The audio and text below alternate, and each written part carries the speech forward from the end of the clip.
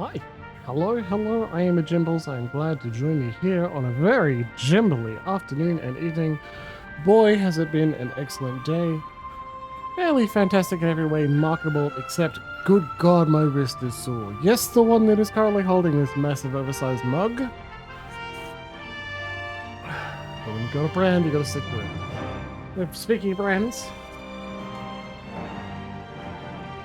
let's get the silly hair out, right?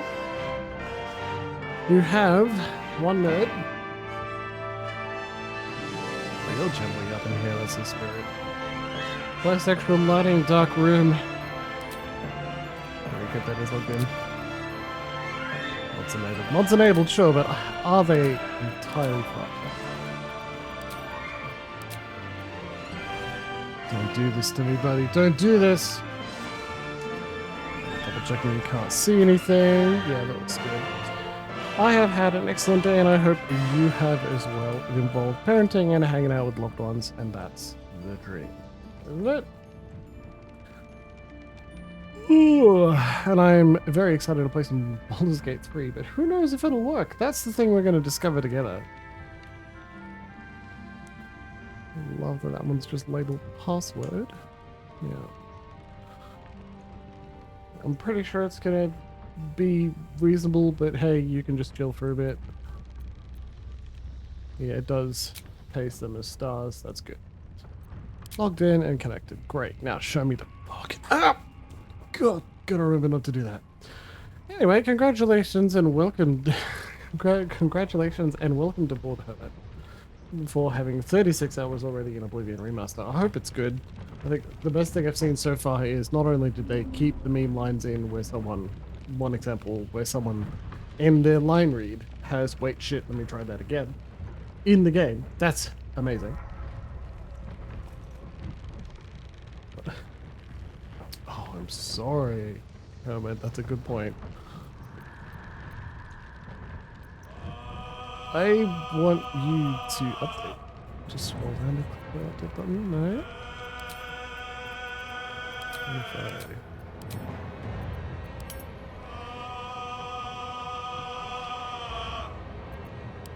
Details. Which 8 listed. Great.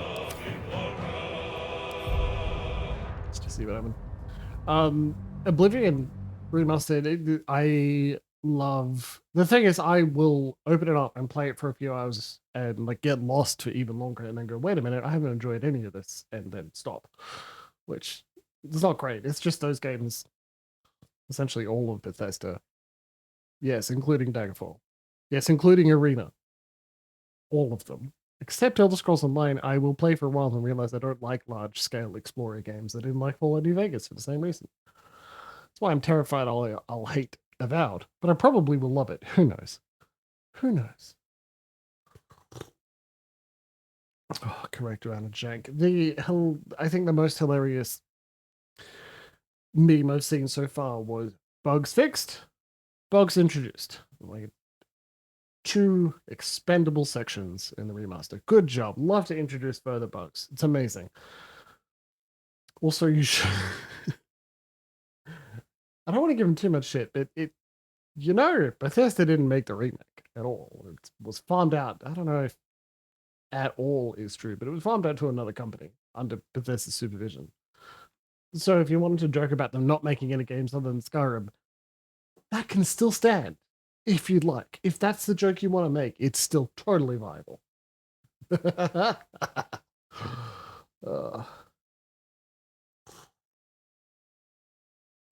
It's a good bit, I say.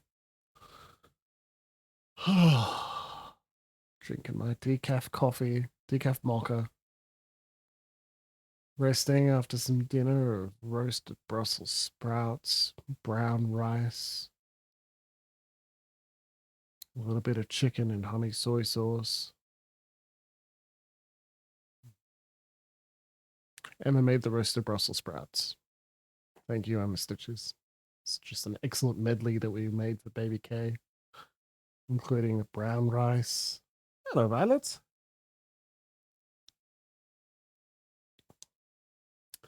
I don't know if it's because I've got a more personal stake in Avowed, but I was a bit disheartened when I saw the Steam charts.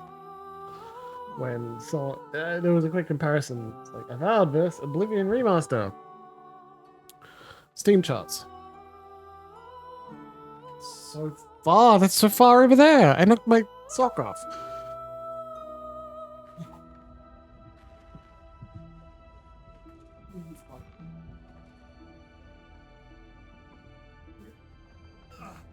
Okay.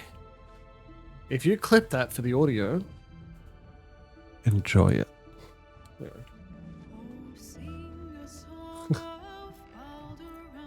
Just let it load in everything. I re-dyed everyone's gear. Not everyone, but nearly everyone's gear, and I made sure everyone was max level for the normal level cap, so we get good to go to hell. That was my whole plan. Probably need to see. Down I go. No, not that. Grab our prepared spellcasters and make sure they've actually got spells prepared. No hope is gone, or so it seems, but game's not over yet. New cards are drawn, new hands are played, newcomers play some. Hello, Blerick.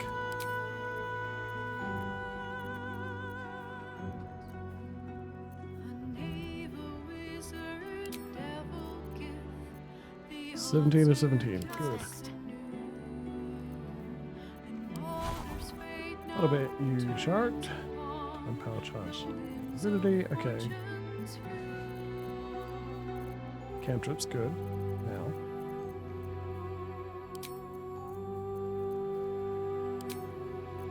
Of 17. Look at all these level 2 spells. You don't need all of those. Prayer of Healing. Aid's always available. Revival Fire is always available. Oh, I don't want that.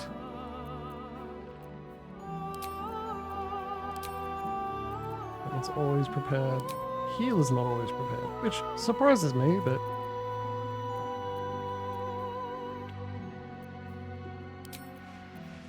you can always use a summon. How high? 10 of 10.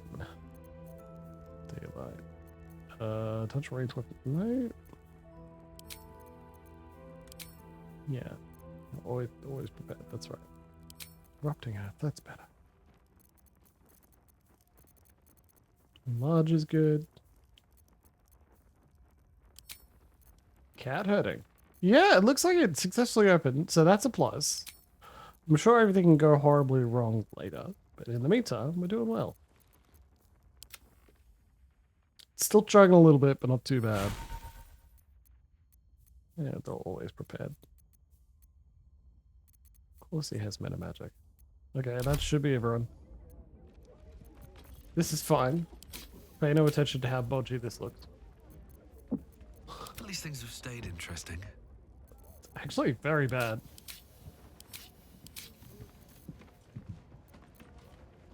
Good. I sincerely thought that that would fix itself. But it has. We'll see, shall we?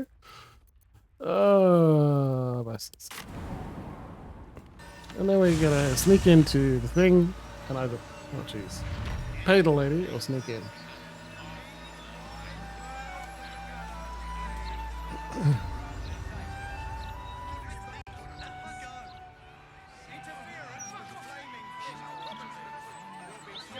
Please load the UI.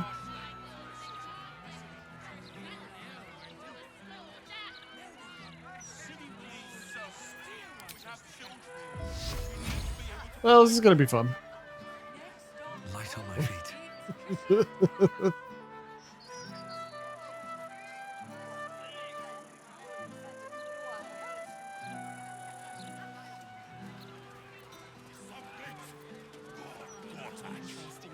Submission is salvation. Spoken like a developer. Father may decline to flourish in this matter. But a cell sword is still a cell sword. They are just following their natures. He's a man king. And you think the Harpers are more dutiful? Read the Gazette today yet, mate? Harpers are slightly better. Yeah. This edition looks better than ever. I should hope so. They certainly don't get paid half so well. You know the articles about coats and war? Something's on my mind.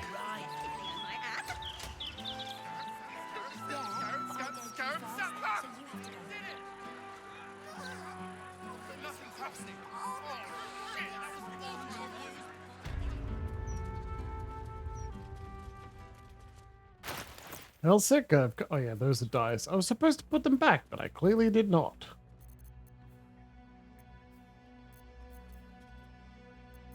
And well, that is not responding to right clicks. That's gonna be an issue. I do not know where those have gone.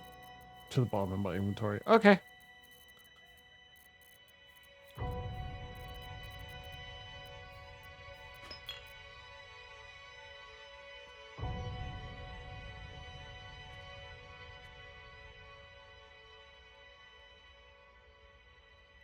It is now not doing. Whoop! Oh, look at that.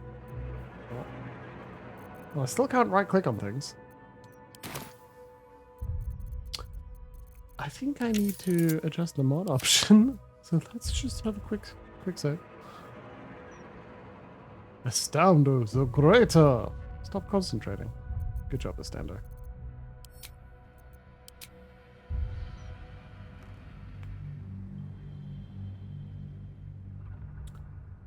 Okay, where do I find the mod update button?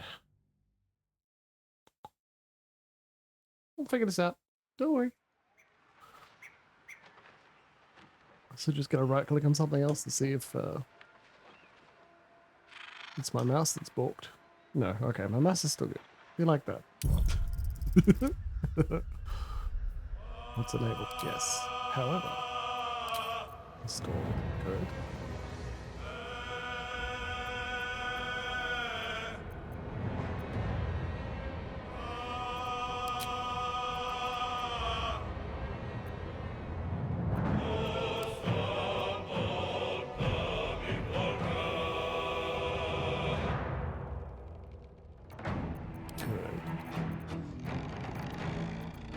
Okay, so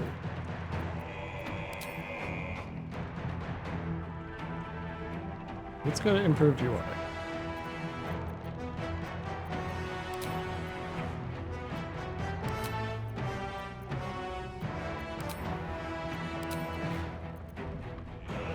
Oh boy. Oh, that's right there. Lost that pen roadmap recently. Good.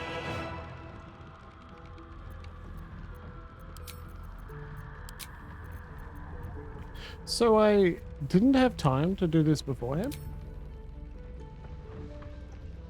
I stand by the...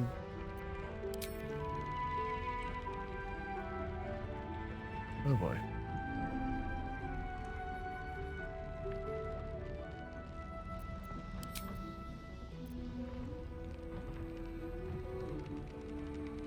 Let's unlock level code.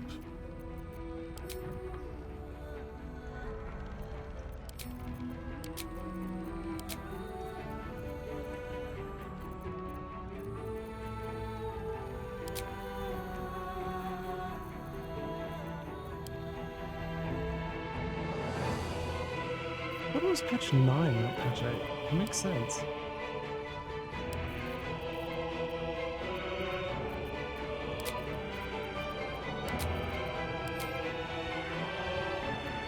Better character and party points.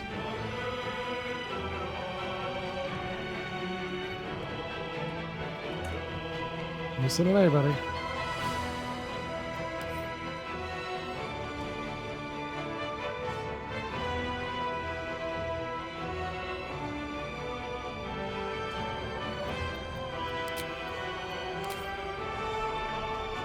I'll do it manually if I have to.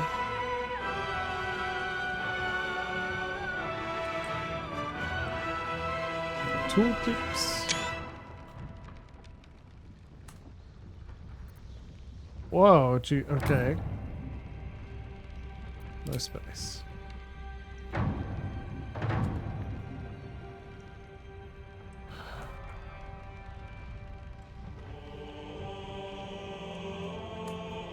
Okay, the I key is not working as often as I'd like.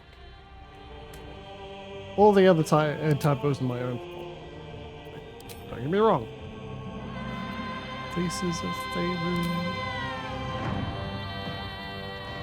Oh, you're right there. Hey, buddy.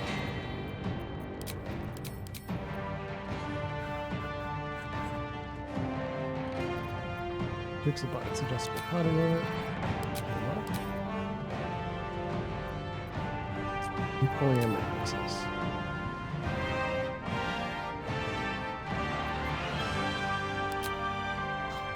Great, great image. Incredible, thank you.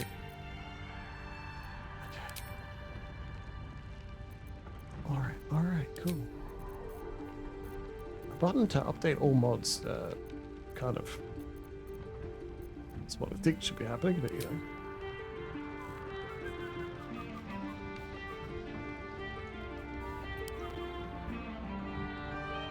What do you mean?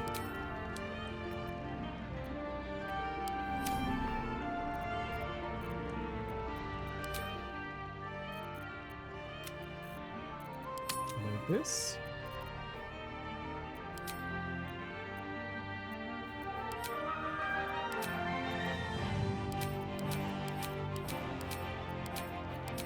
Yeah, do not want to downgrade.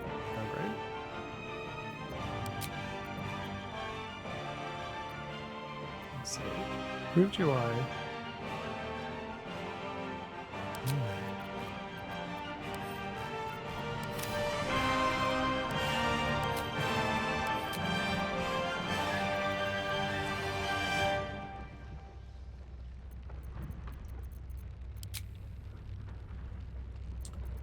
Don't you worry, I'll get there. Try and download that again, buddy. What do you mean? Try it again, but better. More fervently. Usually this is where I turn off VCPP.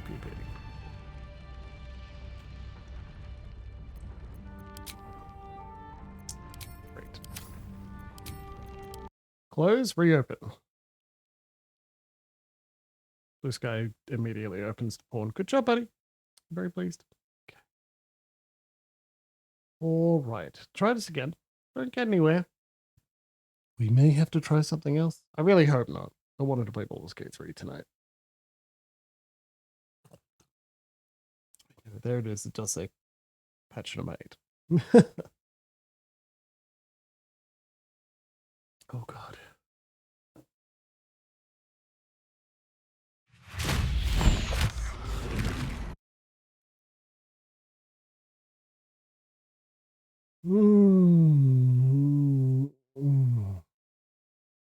We can do this.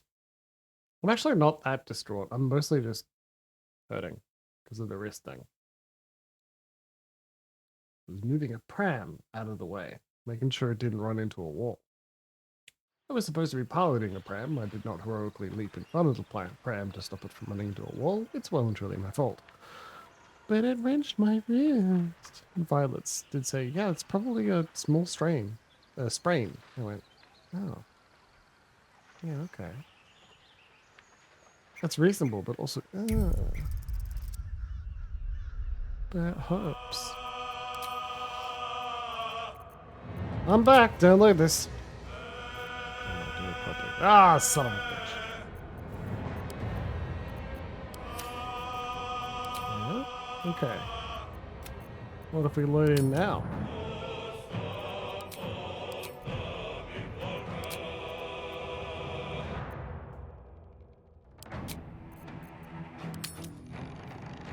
Missing or disabled? Enable.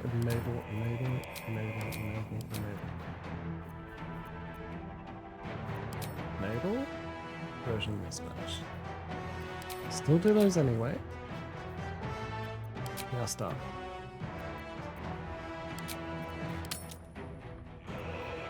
enable.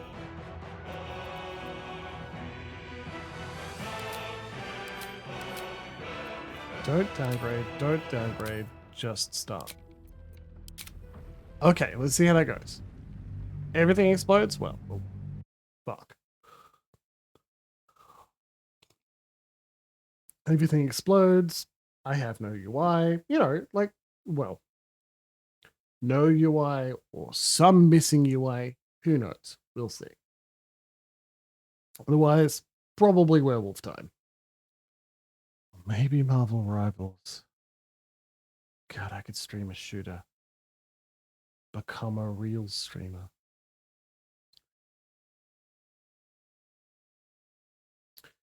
But, you know, I want to continue the adventure of Slam Shadows, so.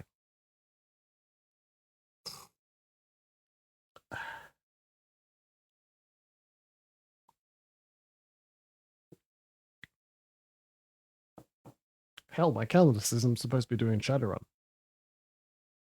It's been saying Shadowrun for some time.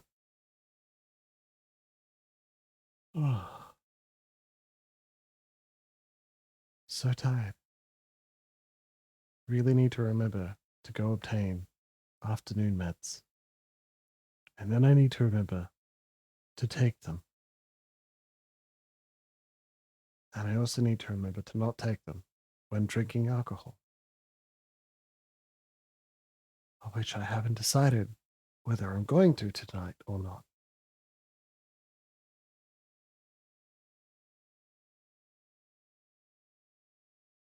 It's not an easy life.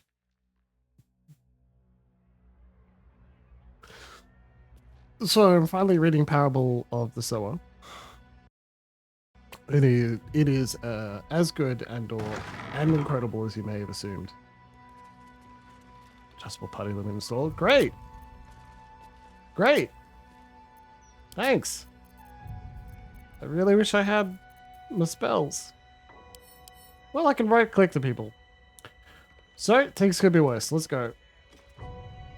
My most perceptive, prospective customer. Welcome back.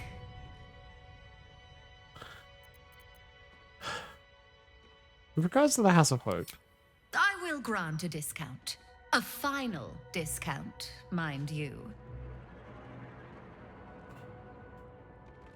very well. That's a steep sum. I need some time to mull this over. Mull or don't mull. So where was the? Oh, it was back there. That's right.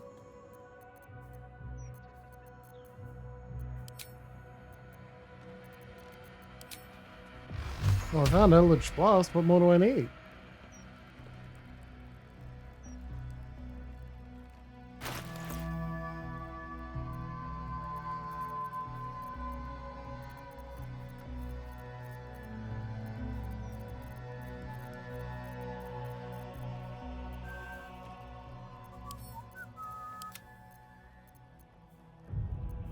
Okay. Well, 16,000. I don't expect to spend it.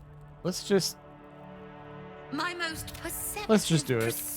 I will grant a discount. very well. Here you go. Here is the. What? I couldn't have misplaced. I've been robbed. Out! The shop is closed.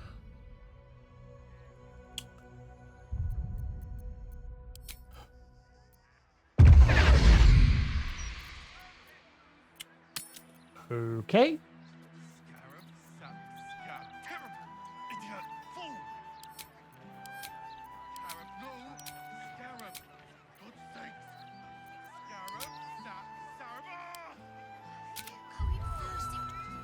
Scarab, Okay.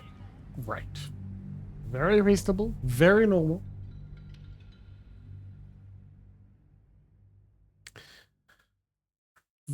Decent expectation to be like, okay, well, I don't have the item, mate. Oh, God, so I could just do it myself. What am I going to do? Try and reverse pickpocket it back on her? No, that sounds terrible.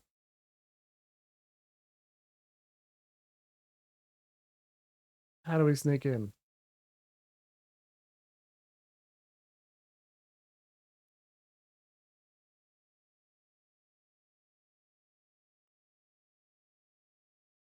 Can't just throw it in her face. I would have to reverse pickpocket it back on her plant, really. Plant. Decided to spend the gold. I could fart around with stealth for a lot of time trying to get everybody into the hole, which will take a while. It will. It really will.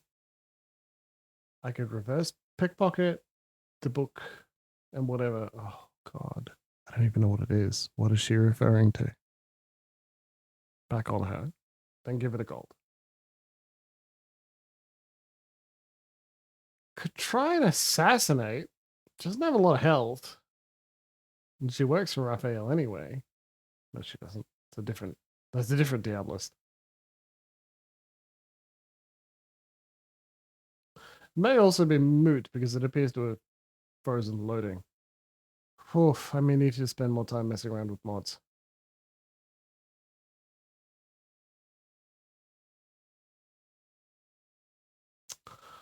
Yeah, no Baldur's Gate tonight, I think. We need to come back to this later.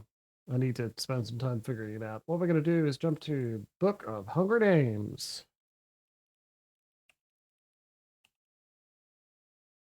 Which I like. I really do.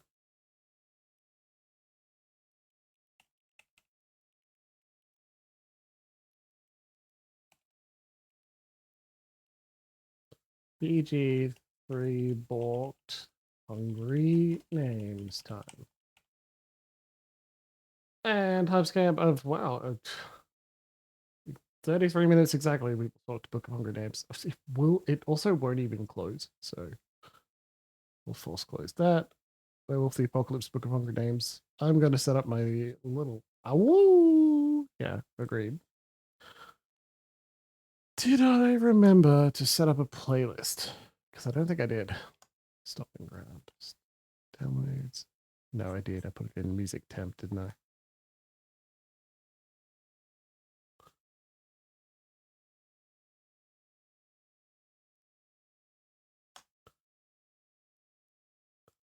Yeah, not that temp folder.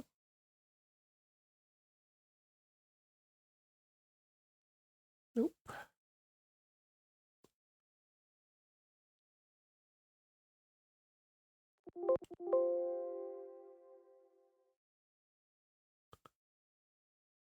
I've been recently, yeah. Oh, yeah, okay.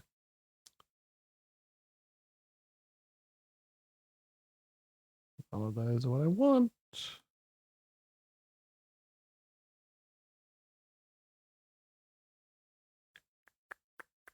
And there's the last 10.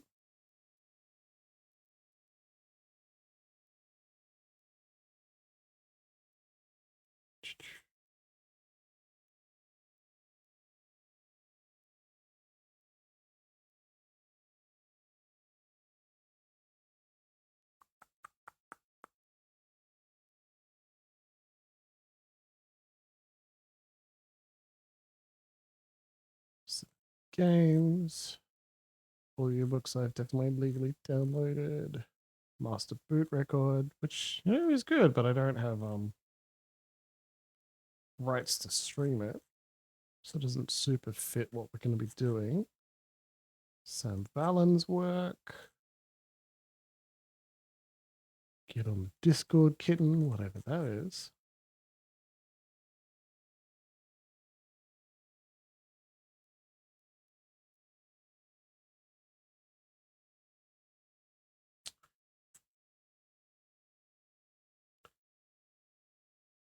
These three.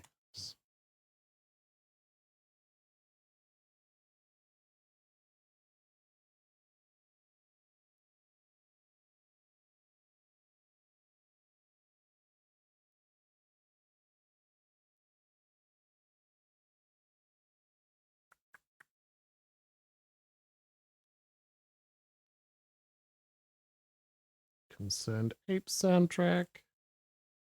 Or Concerned Apes Stardew Valley soundtrack, which is good, that's for sure. I could swear I created a folder for it. Created a playlist. Where did it go? Oh, Explorer.exe just crashed. Okay, amazing. God, you're incredible. How did you do that? I wish I was as good as you. Not that.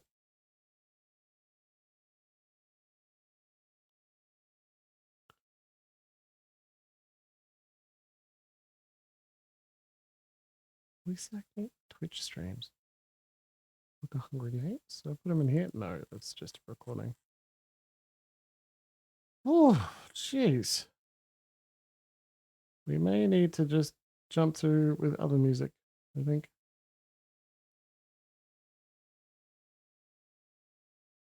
One more search. Let's sort by type.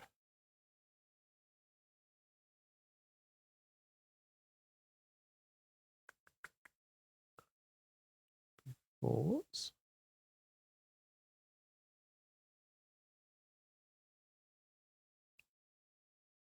Nope. Can't do that. Must do lockdown. That's me reporting. What's that? Fatal echoes. Properties. £5. Found it.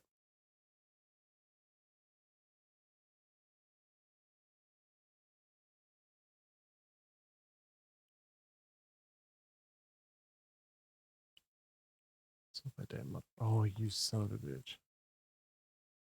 £4. Son of a bitch. Dusty echoes. So.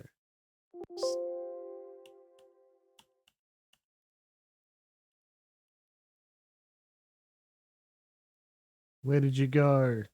Dreadful whispers. Got him. Got him. And you know what we're going to do to make sure this doesn't happen again? Copy. Go elsewhere. New folder. Streaming temp.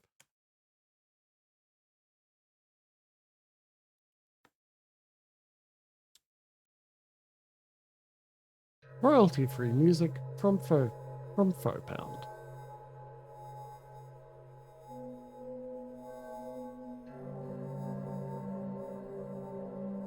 Licensed by some fucking place I don't remember, who will allow me to do some fucking thing, whatever. There you go. You have me in the background and we're going to read it ourselves an audiobook. It is time.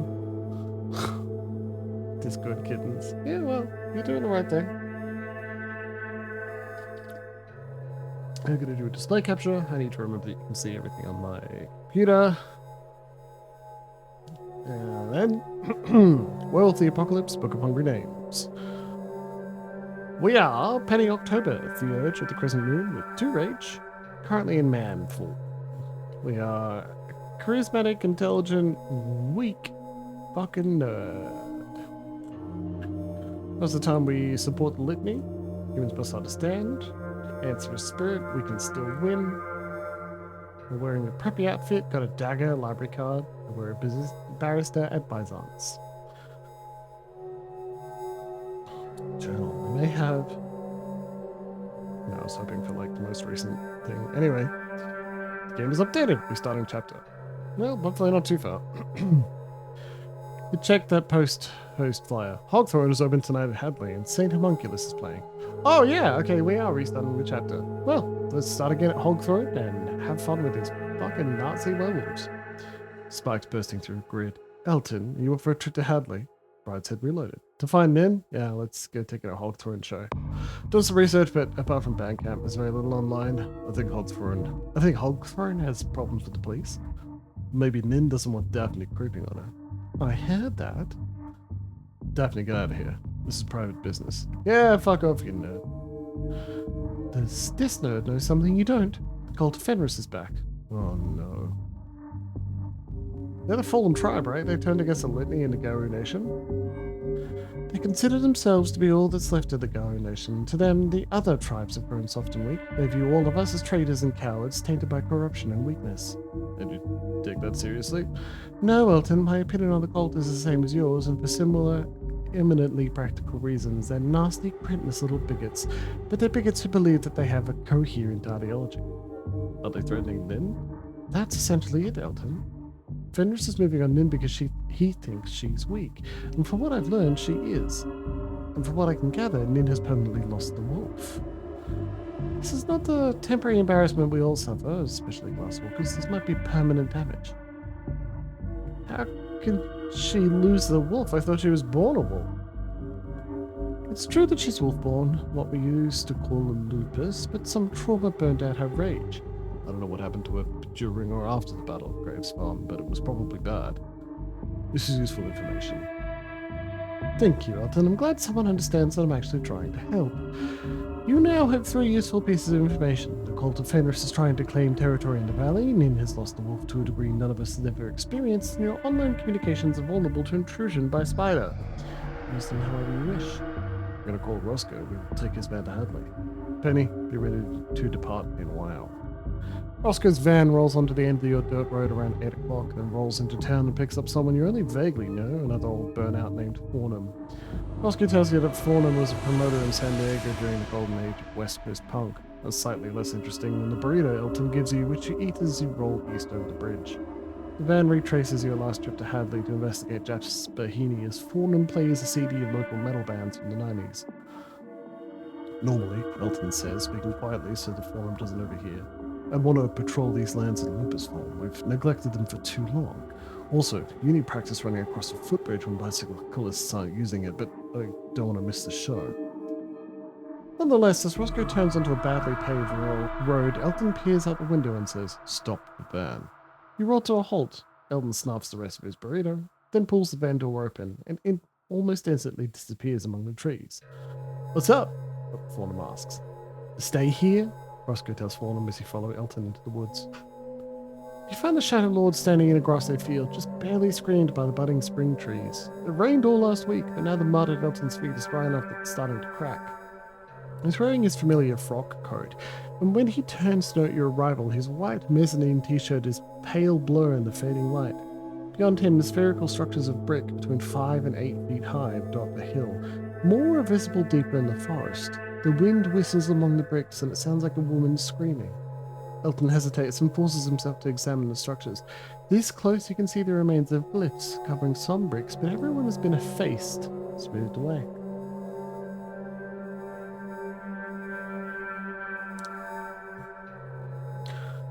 The outdoor bread oven graveyard. At last we found it. Not quite, Penny, Elton says. Though this is a graveyard of sorts. Ages ago, the Guru of Broadbrook came and fought the armies of the Wyrm here. We won, but then the dreams came. Dreams and nightmares leaking into the waking world. Some things, Elton says, running his fingers over another crumbling brick, don't die all the way. They stop, but they don't go away. Even the most defiled Banes will return into Gaia in time, but these are the spiritual equivalent of styrofoam. You can't recycle, right? All we could do was wall them off where they died so their undying corpses didn't leak into the surrounding umbra. Elton is about to say more, but then he frowns and stalks around a dried-up mud pool to another of the brick beehives, this one covered in vines. Gaps are visible in the brickwork. You can't see anything inside, only blackness, but the smell is rank, like someone wrapped a dead raccoon in bubble wrap and burned it. They're falling apart, and I don't know how to fix them, Elton says. That's why we're going to find Nin. We need a child of Gaia to really start healing this land. There's nothing I can do here. Let's get back on the road. The van rolls past fields of corn, asparagus, and marijuana, past the gas station with pumps so old that it has a physical price display that spins like a slot machine, to a boarded-up white farmhouse with a rusted trailer in front and a red tobacco barn rotting out back. Tonight only, this barn is hog-thrown. You'd feared that the 8 o'clock was unfashionably early for a show, but these are farmers' kids and the party is already lit. Fornham takes out a little flip phone and asks if the bands need help getting ready. Roscoe tells you to bail as he rolls onto a field of stubbly grass and negotiates for parking among the old and new trucks and the retro sports cars from the early 2000s. There's a big age range among the crowd heading for hog throwing. Kids younger than you with neon hair and pronoun pins, unironic. And then college kids up from UMass or Amherst not even bothering to get dressed up. Jeans or yoga pants with hoodies. Millennial hipsters with sleeve tattoos and pronoun pins, ironic. Carrying their own beer in plastic coolers, keep apart from the prematurely aged rural poor, ex-channers with cold eyes and grubby Carhartt jackets and low-slung caps. And the serious music geeks in their 40s and 50s still making the circuit to the golden age of blogging has passed. Though the golden age of blogging has passed, and so has the golden age of guitar rock. Some had their teenage kids with them, who were already trying to escape their parents and hook up. A smattering of old burnouts like Roscoe and Fornham, still chasing the high they remember from Fish concerts, or maybe that old tie-dye band. Walking Dead? Dead Bears? You forget the name. The once stately white farmhouse, now a boarded up ruin covered in weeds, holds the bands and most of their equipment. Nid is in there somewhere, but for now, you and Elton join the line that leads to the small door on the west side of the barn. That's the main entrance, since the band used the south door. Chapter 3. Music from Another Time. Woodcutter, cut my shadow from me, free me from my torment of seeing myself without fruit. Why was I born among mirrors? From Federico Lorca's Song of the Barren Orange Tree, translated by W.S. Merwin. Hey, good job, Emma Stitches. I hope Baby K is asleep. You missed out on me. Struggling to get Baldur's Gate to work, failing, and starting Werewolf.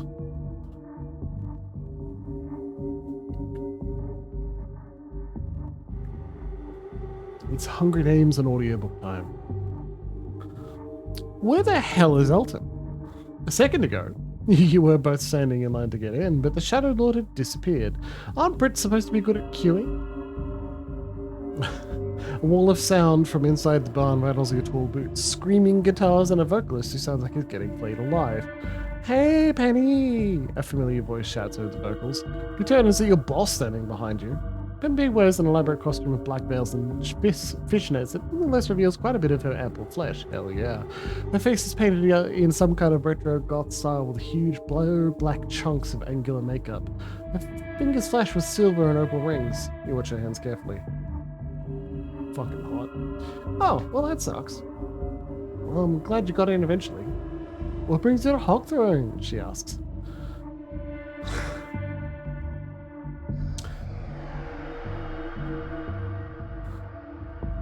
Nice jewelry. Keep a cautious distance and stay polite because I need my crap job.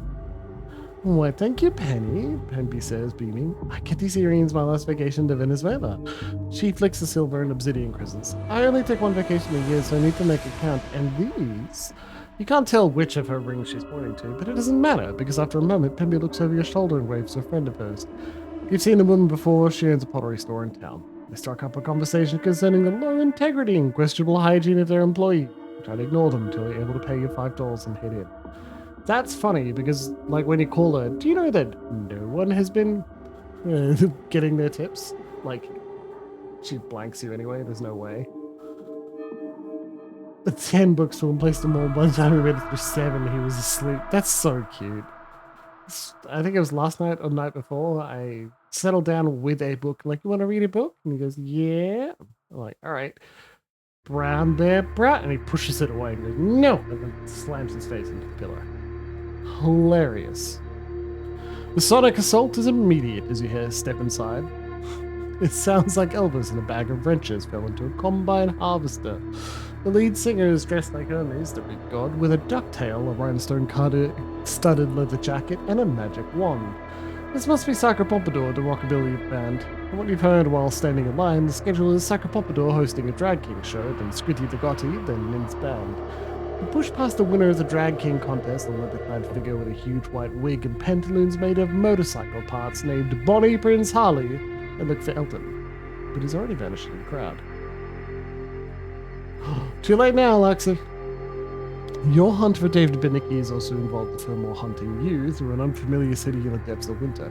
By contrast, the crowd here seems friendly despite your quietly simmering rage. You don't spend a lot of time around friendly people. You permit yourself to relax for a few minutes, listening to the jangling rockabilly music and get a feel for the place. It's much less threatening than old war stories about hog thrones early days led you to imagine. There's an actual stage here with curtains and spotlights. There's even a kid-friendly zone away from the bar for under 18s called the Ball Pit. But as Sacre Pompadour shifts from a lot of shaking going on to Yama Mama, you remember that you're here to find Min. She's probably in the farmhouse getting ready. It's guarded, but not by ex-commandos or anything. Just show security, but you need to be careful to avoid trouble. You might want to also track down Elton. He might already be in trouble. What about the cult of Fenris? The local dirtbags might know where the cultists are. And speaking of local dirtbags, Pembe still hasn't paid you all she owes. It's time to look for a side gig.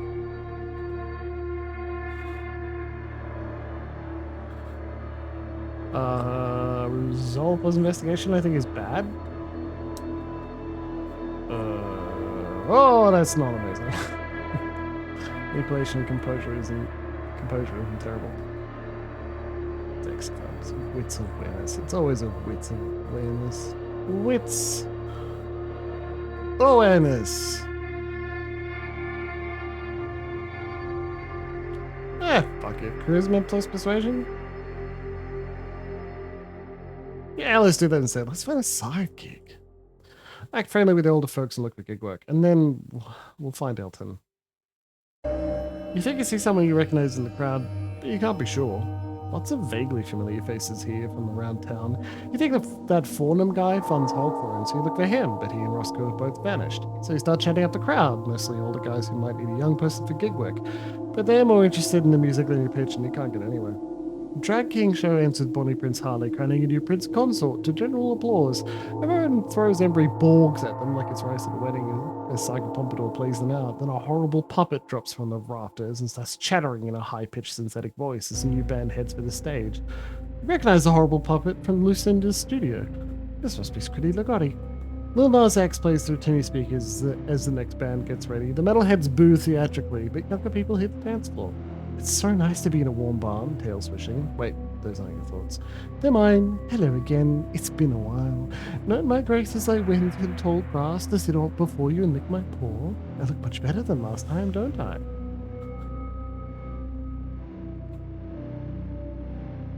I hear there's a cult of Fenris problem around here. What do you know about the cult? The cult of Fenris is the Guru nation, to hear them tell of it. The idea and the cruel arrogance necessary to accommodate it slides into your thoughts. The other tribes have betrayed Gaia, abandoned the fight, rejected the call to war. Only the cult of Fenris, last year before. Full page. Doesn't mean anything too embarrassing. Released, last year, 25th of April. A year ago! When was it written? Probably a year and a bit before that. Because there's a lot of playtesting. I really like the author's style. So far, I've played Night Road a lot, and this one is also really good. So it's more of a game than Night Road 2. I say someone's finished Night Road a few times. I won't belabor the point. The cult is tormented by the gadfly of moral and spiritual purity. Even the black spiral dancers, the pitiful worm slaves who once called themselves Guru, no doubt. The cult of Fenris do not. Keep that in mind when you meet them. Hey, I know you. A kid from a few years younger than me pushes through the crowd. Skinny, pierced, dressed in ratty purple Baja hoodie with buttons that read they them. Epicycle bikes know the path, and Sierra freak. Fucking awesome. You're Penny, right? They say. You work at Bysense. I handle deliveries there. You've probably seen me. I'm here to cover Hogthorn and the mess with all the other clubs. Fucking great art. Holy shit. The artists, the portraits for these and Night Road, just top fucking notch World of Darkness. God, I miss World of Darkness.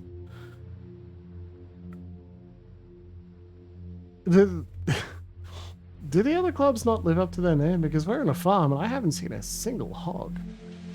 You used to have a big papier-mâché throne, Nomi says, but someone stole it. There was a much stronger hog theme into a 5 when they were in Northampton. I've been following Hogthorn since before I moved out here, actually. In addition to my bike courier job, I actually do some investigative reporting. I have a byline in Cahoots. I'll show you the website on the phone. Miros and Cahoots are two crazy-looking apps. An online rebunking service dedicated to revealing the strange truth about the world, Nomi says. But I'm here because there's all sorts of strangeness around Hogthorn. Some kind of real estate deal went bad last year and had all sorts of aftershocks to the valley. Hogthorn was just part of that.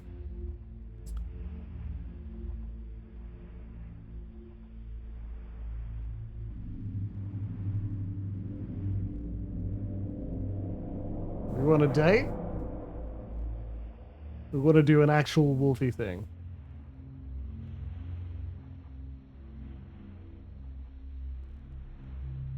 You got like 5 seconds before I choose for you.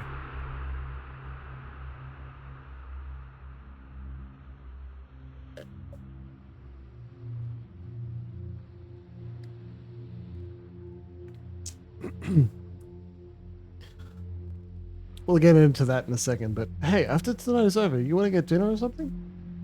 Hell yeah, Nomi says. Not always all business, you know. In fact, I'm very normal, or at least I try to act normally between 4 to 6 hours a day, but depending on my schedule, so, yeah. Fuck yeah. Alright, well, that was good. It's a shame to see Hog thrown in trouble. The people here are okay. Nicer than a lot of folks I've met. Well, George Orwell was imagining his perfect bar, Nomi says, talking like they're reciting from a blog post. He included women and even children to keep the rougher elements of the crowd in line. Look at these kids. Nomi points to high schoolers in the under 18 zone. You wonder how Nomi escaped? Hogthorn used to have a seriously bad reputation before I moved up here, Nomi says. Skinheads, fistfights, no valet parking. It cleaned up recently, but I think some people wanted to go back to the way it was. Roscoe works in the curtains beside the stage, fiddling with a laptop and some kind of jury-rigged power system. The speakers switch over from can music to the microphone. The horrible puppet that fronts Scritti Ligotti introduces the band, and they get right into Dr. Locrian in Jerusalem. Apparently one of their hits. But even as the crowd starts to get excited, a chill runs through the people immediately around you. You turn to ask Nomi what's up, but they're gone. Maybe they do have self-preservation instincts. You spot them a moment later following the other Hogthrow manager, Fornham, trying to ask him questions. Something is wrong. Takes you another minute to spot the source of the disturbance. 3 men and 1 woman. The men all in hunter camo, the women in colourless streetwear. The crowd clears away like a fish avoiding a shark. You've seen that pattern before. Fear. Fear of rage. The Garou. And not just any Garou, they're practically incandescent with rage. If they start anything, they're going to trigger mass panic.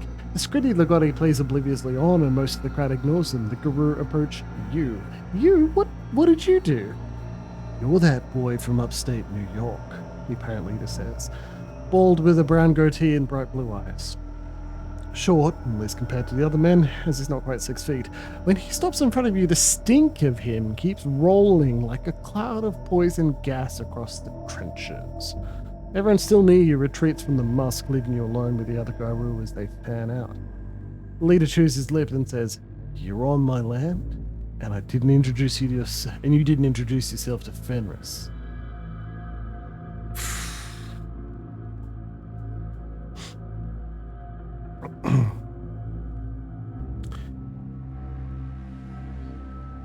You're freaking the mundanes, you dumb hicks. Dial it down. They belong to us too, one of the other cultists says with a smirk. Now, Vindlison, the leader says with a polite smile, let's not get into a legal debate. The leader puts a touch of rage into his voice, and Vindlison, 6.5 feet tall, 350 pounds or so brutal functional muscle, flinches and steps back. Satisfied, the leader turns back to you and says, "My people know me as Heinrich, though you can call me Mr. Boone if you prefer, as I'm not the sort of man who boasts about his accomplishments. You're here with Elton, right? And Nin?" Somewhere you hear Roscoe shout, "Where the fuck is security?" Not much agitates the old man, but you can feel the tide turning against the cultists, and you can see why. Vindlison's jacket has a black sun patch, and he's wearing a vegan Reich shirt. The woman in grey behind him wears a t-shirt that says, "Not stolen, conquered," and with a map of the continental United States. With security absent, sharps and anti-fascists are closing the ranks, looking for improvised weapons. You might be able to keep the cultists talking to forestall a fight, but on the other hand, you doubt Elton would want you talking to them.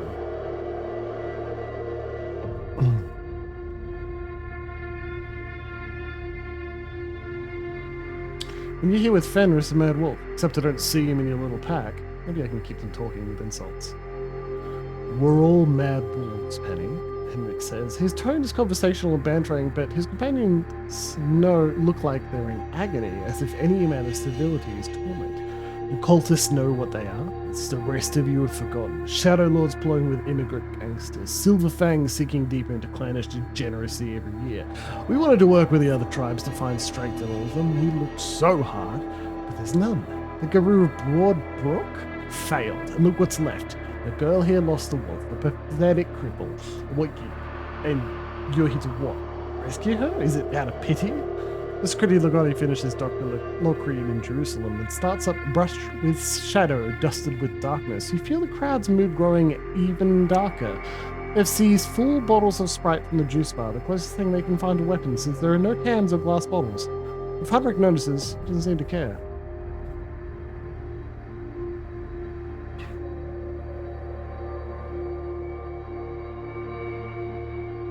that would get us killed.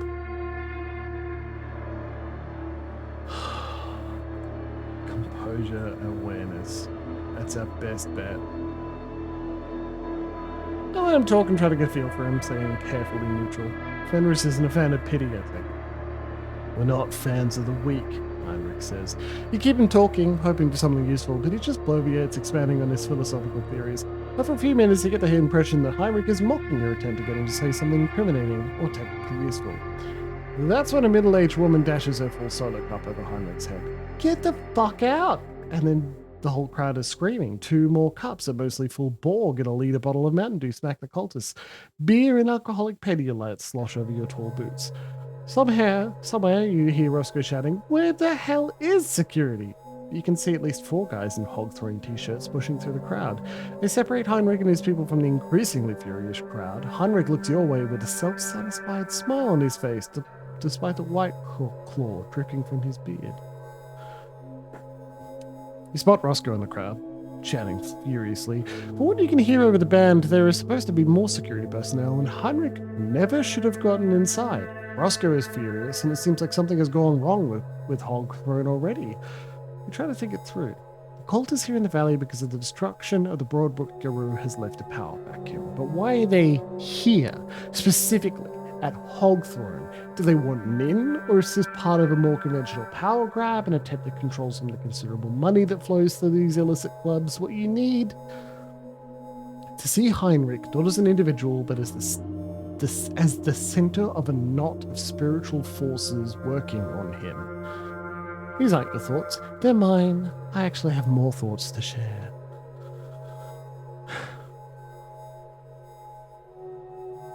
I'm worried that these cultists are going to hurt people unless I stop them fast. And they will. Roland can't wait to offer himself. Roland? The bearded fellow, he cannot wait to offer himself to Fenris. But you need to look to the future, Penny. You can't, of course, not like me, so I will tell you this. The cult of Fenris will try to claim the defiled Cairn. Unless they are stopped, the resulting battle will be worse than what came before, and it will not end well for any of us. Ignore her, Elton says. The flickering lights turn his face red-orange, then blue-green, then back as he strides through the crowd toward you. The Falcon of Doors died when the Cairn fell, but the Stormcat might as well have. She's mad and can't help you. I don't think we should seriously consider the diagnosis of a man who keeps a giant oil painting of his dead wife above the fireplace, Penny. You will note how his tone holds a mix of scorn and pity, as if I were the mad one here, not him. But we'll talk later. The confusion of perspectives vanishes suddenly, as the Stormcat does. Useless creature, Elton says. Anyway, what are the cultists planning? I don't know, you say. Their leader was cagey. What the hell are they planning? Elton mutters.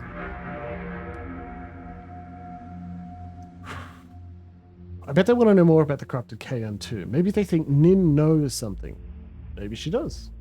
Part of the reason I'm looking for Nin, Elton says, is that she might have seen something on that final night. I don't know how much Nin remembered, since she was too young to fight at the Battle of Gravespawn, but something must have caused her to lose the wolf. Maybe she remembers what it was. I'll see what she knows. You can't see the cultists. Instead, you try to follow disturbances in the crowd because part of the crowd is furious. Security is working to control the crowd's rather large anti-fascist contingent, but for some reason, no one is throwing the cultists out. You know, show promoter, but that seems like such a bad idea to you that you don't think it's a mistake. Who is letting them stay?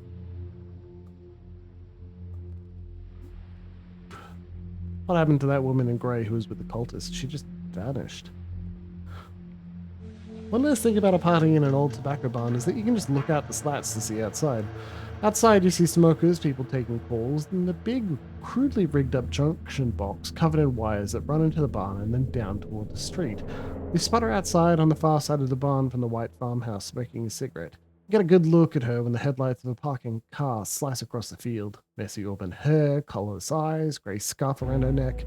She's wrapped her grey cardigan around her t-shirt, probably to avoid getting her ass kicked now that she doesn't have her bodyguards. The woman's fingers gleam with rings from several related European occult traditions. You see Futhark runes, sigils from Medic alchemy, and a symbol from an Asatru or general gem.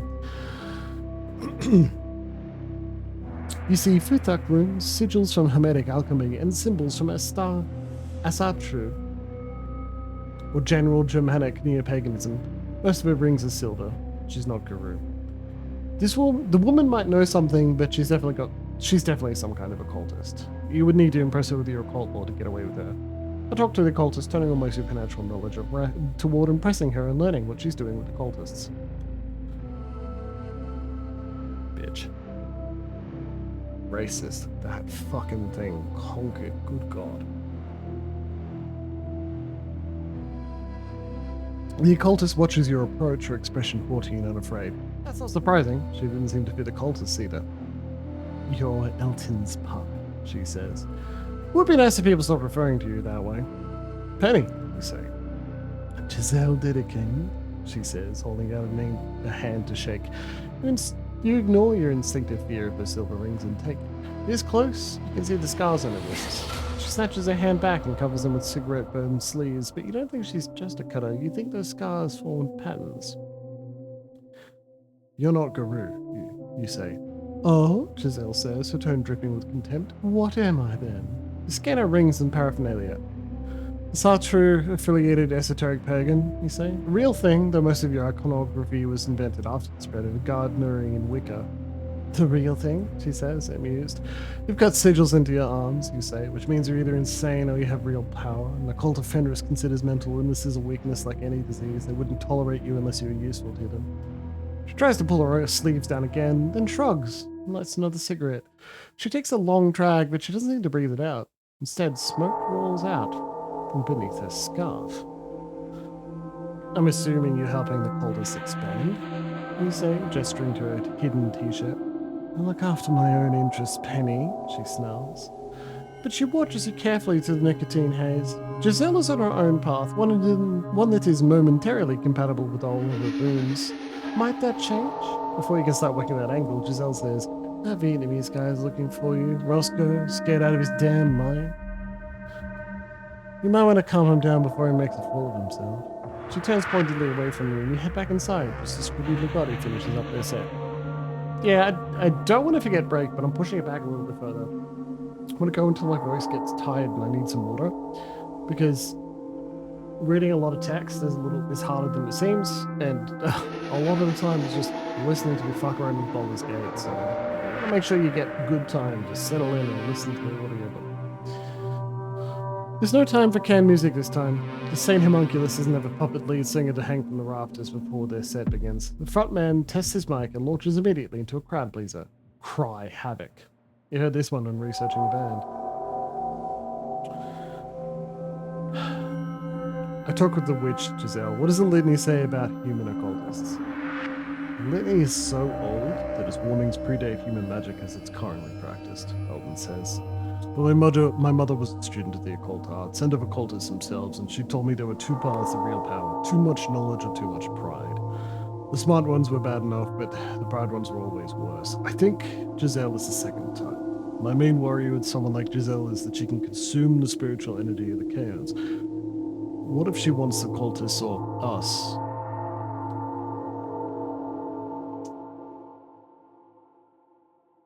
To purify the broad brick chaos so that she can swoop in and drain its power. Can she really do that, you ask?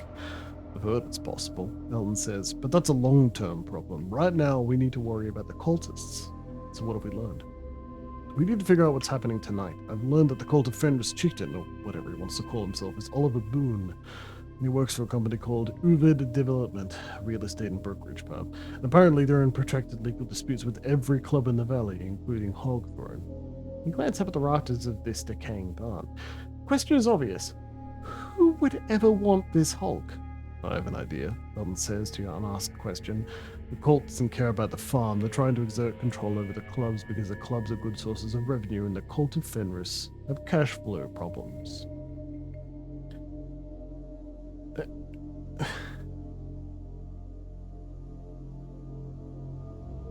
I thought the Shadow Lords were supposed to play it being Mafia Dons. Isn't that part of the litany?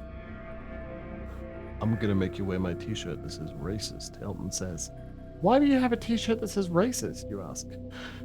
It originally said anti-racist action, but most of the letters fell off in the wash, Eldon says. Anyway, no, not all Shadow Lords play at running their own gangs, especially ones who get stopped by the police once a month. The Guru of Broadbrook weren't heavily involved in criminal activity for the simple reason there isn't much organized crime out here, just meth running and paying off the filth. And to return to the actual subject, that's all I know for sure. They might still be at it. I saw one of them loop his form outside. I think he was checking out the wiring. Elton looks around. Actually, where does all the power for this come from? You've noticed the messy wiring, now that you peer out of the slats and look around. You're no electrician, but it looks like a jury-rigged line from the main road. I pointed out to Elton. The electrical is a mess around here, you say. But Elton's eyes are narrowed. The bearded cultist, Roland, is looking around backstage. He backs off gracefully when a security guy notices him, but he's up to something. Elton says. At first I thought their plan might be to cut the power, maybe to grab Nin or something, but I don't think they care about her. I think they're going to do something worse. I think they're going to send a warning to the other clubs that if you don't do business with Hoover Development, you suffer. Electrical arson, you say. Elton thinks, picking his next words carefully. Maybe the cult are only here to frighten the owners of Hogthorn. Elton says as Nin strums her guitar and expectant hush falls over the crowd. Maybe they know almost nothing about Nin. If that's the case, why don't we... He trails off. What? You say. I'm just saying, the Shadow Lord says, choosing his words carefully, that if we let the cult do what they want to do, Nin's rage might be enough to reawaken her wolf. A lot of people think this is inspired by Scritti Ligotti, the Saint Homunculus frontman says on the stage. Actually, we just heard some Harley Simon lyrics. This is Clowns in My Coffee. The crowd howls with excitement and people pour into the mosh pit. Move Elton toward the juice bar so you can hear yourself think and say...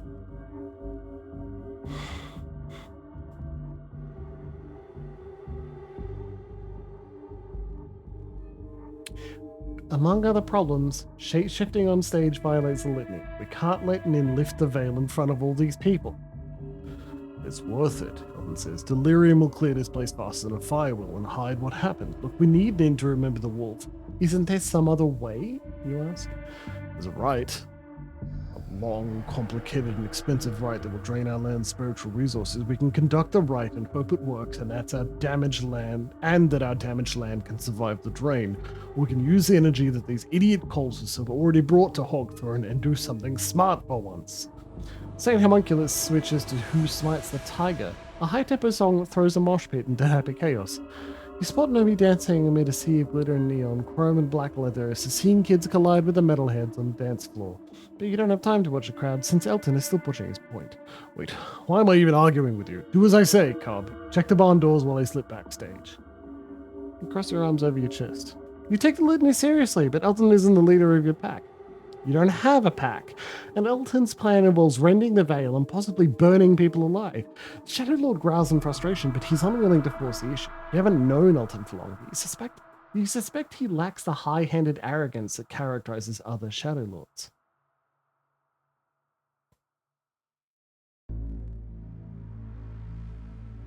The cult is going to hurt a lot of people, Elton.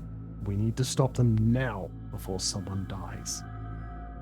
Elton glares, eyes blazing, but then, to your surprise and considerable relief, he backs down. We'll work subtly to stop the cultists, he decrees. At least at first. If that doesn't work, we'll tear them apart. Saint Homunculus finishes Who Smites the Tiger, and switches to an instrumental number. Synthwave Was Never Good, which sounds like the entire soundtrack of Top Gun played in 2 minutes and 40 seconds. You have to move even further away from the stage to hear each other. Elton tries to keep his eyes on the electrical snarl near the stage. Hey, so what are we all conspiring about in the shadows? Nomi asks, materializing out of nowhere like a cat. Nomi? Elton asks. You were at my bookstore last week. You were at a bookstore? Nomi asks. Well, not my bookstore, Elton says. Are you enjoying my party? More than these creeps you've been watching, Nomi says. I know who they are. Your phone's both bugs. Nomi sent you an email entitled Hoover Development with attachments. I probably sent it 3 minutes ago and the bad Wi-Fi means it took a while to reach you. Hoover Development is a family-owned, vertically integrated construction services company located in the Pioneer Valley. We work with clients on residential, commercial, industrial, and institutional projects of all sizes. Photographs follow. Roland Rothko, GRI Realtor. That's the guy with long beard. They tried to clean him up and stick him in a suit for this picture, but he still looks like a wolf in a suit. Alan Epson, licensed broker. The very wide gentleman. Also wearing a suit in this pic, he looks like the sort of cartoonishly huge white goon the hero fights in a kung fu movie.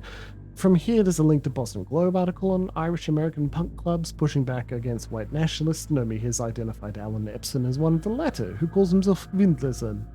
Oliver Boone III, marketing manager. That's Heinrich. He's the only one you trust to wear a suit. You wouldn't trust him with anything else, but he cleans up fairly well. The women in greys on the next PDF identified at a Kansas City New Age convention as Giselle Didekind. She looks like a corpse in the attached picture. Doesn't look great now, but the 2-year-old picture makes it look like she's got some sort of Victorian wasting disease. It's tuberculosis. Enjoy, Nomi says. I spot someone they know and hurry away as Elton frowns and checks his phone. This intel looks good, I'm just not sure we want a journalist hanging around.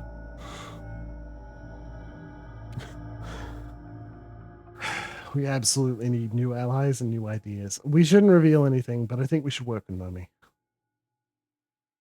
Elton nods vaguely, more interested in what Nomi's files contain than anything else. You skim the attachments again, committing faces to memory. It sure is thorough, Elton says. But then he glances up and says, no time for a leisurely read, Penny, they're moving. When you look up, the hirsute cultist Roland is drifting towards the stage. So Penny, I hope you have a plan to stop them, Elton says. Because if it doesn't work, I'll be ready. He unties his bootlaces, getting ready to change in case things go badly. So now you need to stop Roland. He's probably going to spike the power, triggering an electrical surge that will start a fire. Someone with knowledge of mechanical and electrical engineering could stop him, if you don't mind eating a few thousand volts if he messed up. But there's also a laptop beside the stage. At first you think it's tracking volume levels, but no, there's a voltage levels. Could you use that system instead? You could also just beat Roland senseless. If you sneak up on him and hit him hard enough before he changes, you could knock him out, and that would solve that problem. Wouldn't be easy though. Even in hermit form, Roland looks tough. Another concern, if the power is coming from the road and you see only one cultist, where are the other two? Maybe you should see what's going on outside. Oh, jeez.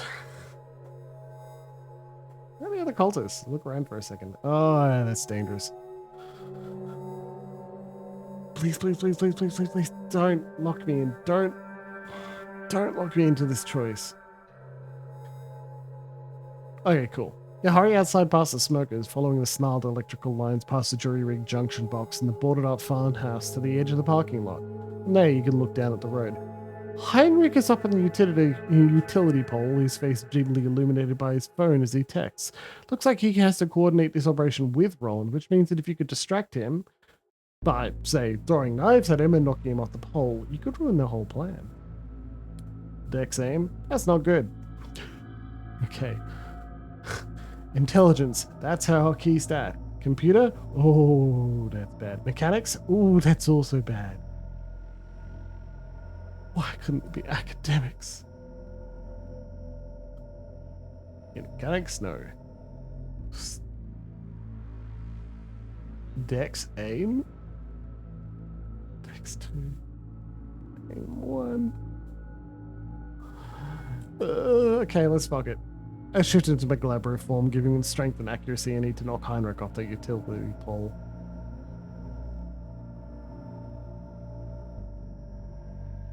Your muscles bunch and swell as you gain height and strength. Once the pain fades, you take out a throwing knife, move around so that Heinrich is better outlined by the lights from the barn, throw. The blade hits Heinrich's phone, knocking it out of his hands and down to the asphalt below. You asshole! Heinrich shouts. That was a Samsung Galaxy! You aim your next knife at his eye. He catches it in mid-throw, sneers at you, realizes too late that he's off balance, and falls with a startled scream to join his Samsung Galaxy on the asphalt. Oh no, did you kill him? It's illegal to throw knives at someone until they die. But no, you can see him painfully shifting into Glabro form and starting to heal. Someone fell! One of the smokers outside shouts. Good Samaritans run for Heinrich, so you head back toward the barn. With the plan ruined, Roland shoves past you, almost knocking you to the ground to reach Heinrich. He doesn't recognize you. You head back inside and spot Elton looking tense and ready to change. He only relaxes when he sees you walking calmly through the crowd. Saint Homunculus finishes their interrupted song and switches over to one of their biggest hits, Dirty Planets. Enthusiasts pour into the mosh pits, empty borgs. I don't know what a borg is. We're going to look it up. I'm also going to see, no, nothing suspicious. Cool. Borg.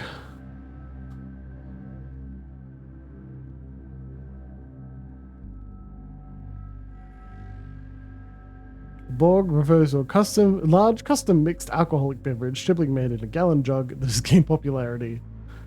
Blackout Rage Gallon. Acts of alcohol, often vodka, water, flavoring, and sometimes electrolytes or caffeine.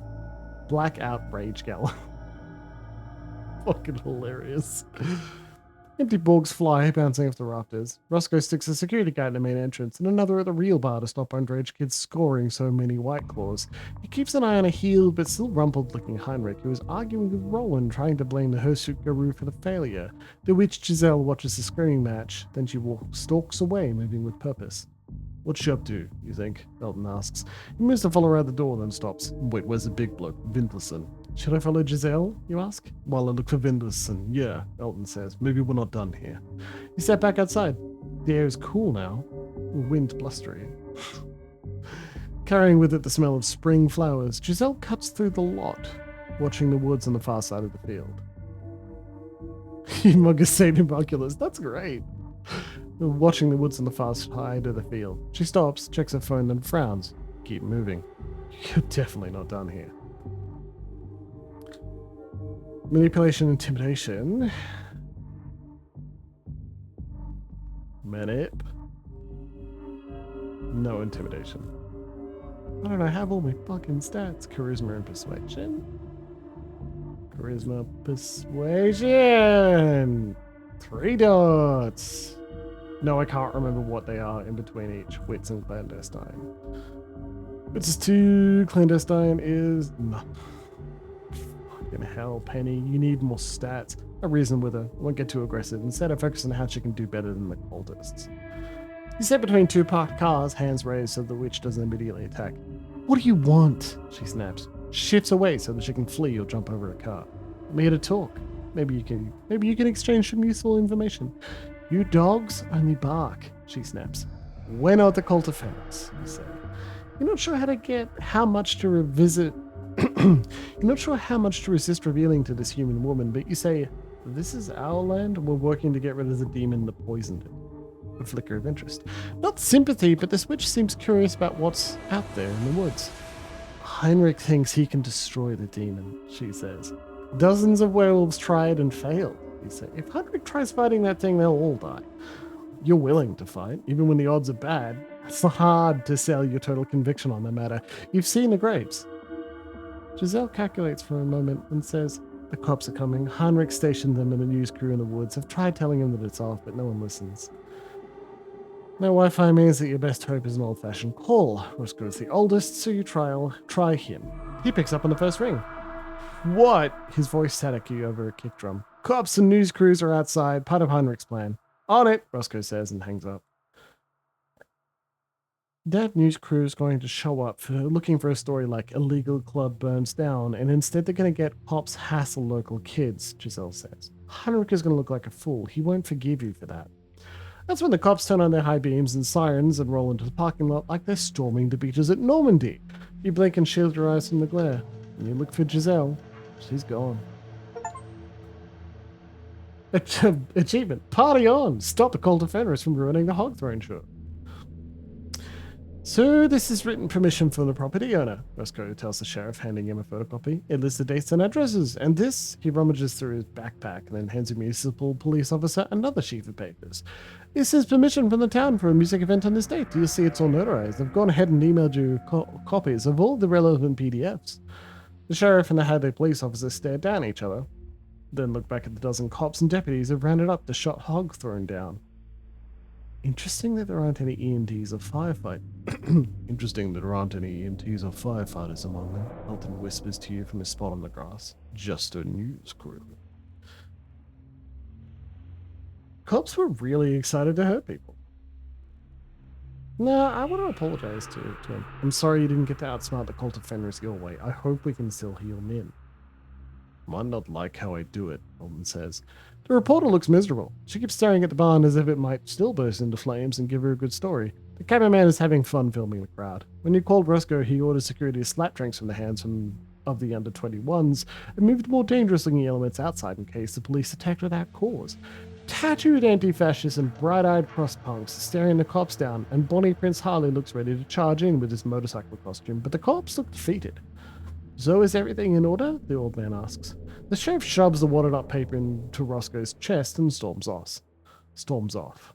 I need someone to unlock my friends, Roscoe says. Elton and a black woman you haven't met before is sitting in the grass in handcuffs.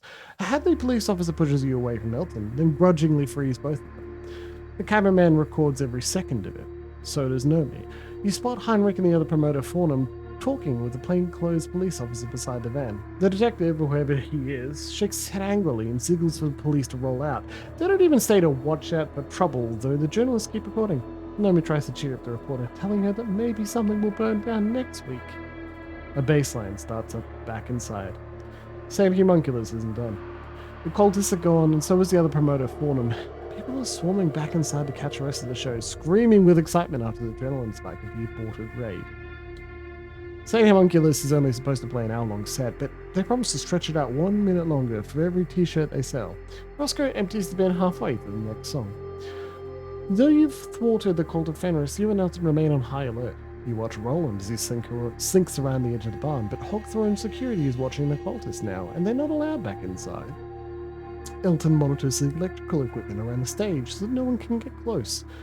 Pretty boring when you can't pay attention to the music, but finally you hear rumors about an after show. The farmer kid's already fading, getting ready to pack it in for the night. A few minutes later, St. Homunculus reprises Who Smites the Tiger to stamping applause. And finally, the show is over. The hard-packed earth in the barn rumbles beneath your feet as trucks roll out of the impromptu parking lot. An unplugged electric guitar jangles behind you. It takes you a second to recognize a guitar. It's nearly break time. If we finish this chapter, then we won't lose the whole progress if the game crashes or reloads. Gets updated. An unplugged electric guitar jangles behind you. It takes you a second to recognize a guitar riff from Firestarter. I haven't seen him since the police left, you tell Min. Dressed in a tattered muscle shirt with a stylized yellow claw mark on the shoulder, Min's fingers constantly work the frets of her guitar. She looks small but fit, and her shaggy black hair is chopped short. Even in the dim light, you can see the warm red-brown cast of her skin. Somewhere in her complicated and supernaturally blessed family line is Native American ancestry. You don't know much about your own people's history, but Black Tarn taught you about the people east of her own Mohawk nation. Pokumtuk or Norwutuk if she's from around here. Agawime if she's from out near the Massachusetts Wolf Preserve in Ipswich. The way she moves is never quite right. Even if she's lost the wolf, she looks like one, alert and predatory. You instinctively know to keep further away from her than from a human. Elton wants me to come with you, Min says, not meeting your eyes. We need to start restoring the forest around the cairn, and we think you can help. In sighs, you feel her sorrow, but not her rage. I've seen things you can't imagine, Min says. I don't want to be what I was. I don't want to be a monster.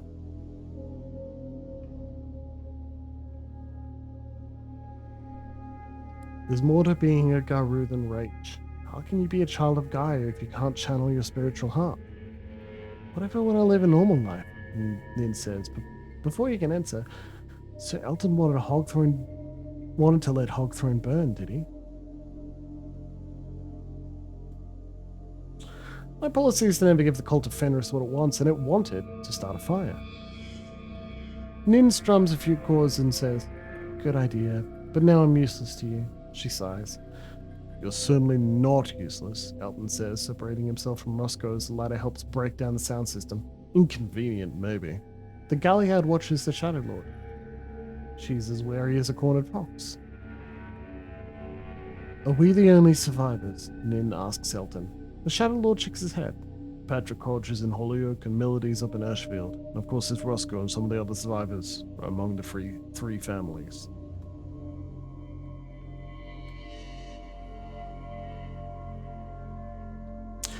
I think that even without your rage, Nin, you'll be happy to see the woods around the cairn again. I can feel how badly damaged the land is, Nin says. But it can be healed, Elton says. A child of Gaia can start healing it. You're not stealing my guitarist, are you? The band's lead singer asks. He nods to Elton and shakes your hand. I'm Trevor. Big Mexican guy in his mid-20s with long, wavy black hair and a Cyndi Lauper shirt that depicts a girl in a new wave hairdo and a giant axe. His easy smile doesn't quite conceal his suspicion. Elton is my friend, Nin says. He has a job for me. I won't interfere with your touring, Elton says. That's easy to promise since sane homunculus can't afford to leave the valley. Elton is awkward around new people, but Nin is adamant, and she has a certain cat-like stubbornness when she wants something. And Trevor is just her band's frontman, not her employer. It's not like he has any real leverage. He gives you and Elton one last skeptical look, and then heads back to chat with the rest of the band. So Nin is coming with you. While Roscoe drives, Elton tells Nin about your arrival and the fight against the Fomor David Benicki. Nin looks pained. Maybe I should have done that to Jasper, she says. It's like we create monsters so that we can fight them and justify our existence. Elton doesn't respond. After less than a half hour, the van rolls to a halt in the turnaround between Elton's apartment and the parking garage. You can stay in my spare room until we get you set up, Elton says. Roscoe raises an eyebrow. What? I'm a gentleman, Elton says. Do you want to watch her? No, Roscoe says. And I don't want to meet in the Gaultiers, Elton says. Besides, this is only a temporary solution.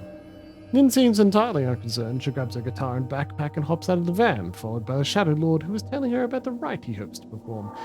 It takes another 10 minutes for Roscoe to reach her little cabin. You felt energized all the way home, but the exhaustion hits you the moment your tall boots hit the dirt road in front of your door. You spend a half hour searching online for the news of the show, just to make sure no one snapped a picture of the weird dog because the photos got sloppy, but there's nothing. You did it. You and Elton successfully retrieved a member of the old Broadbrook Clan. Well, part of her. You and Elton are going to need to carry out the rite to restore Nin's rage, and you know it won't be easy. But once you've done that, you can look for the other two survivors. All that is for tomorrow. Ears still ring from the show. You sink into a deep sleep and dream of that horrible puppet that danced in the rafters of the barn. You see it behind you, shaping your every action, whispering in your ear that you're free to choose. Oof. Oh. Quick break and a stretch, back in 15 minutes or so, everybody. I'm gonna rest this throat and get back to deep throating these words, baby. Oh, Jesus Christ, I'm never gonna live that down.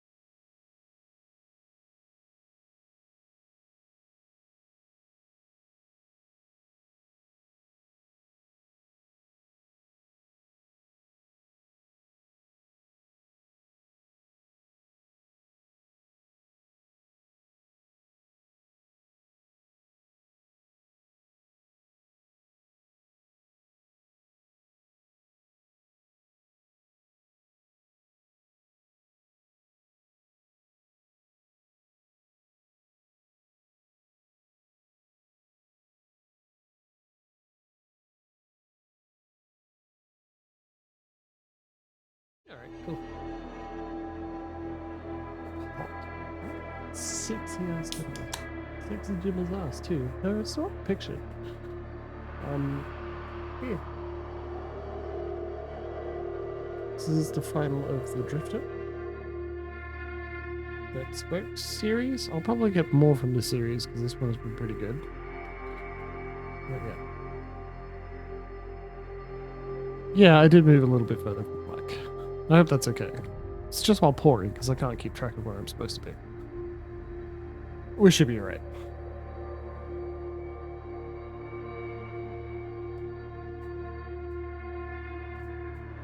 Weird thing is I don't remember doing anything odd.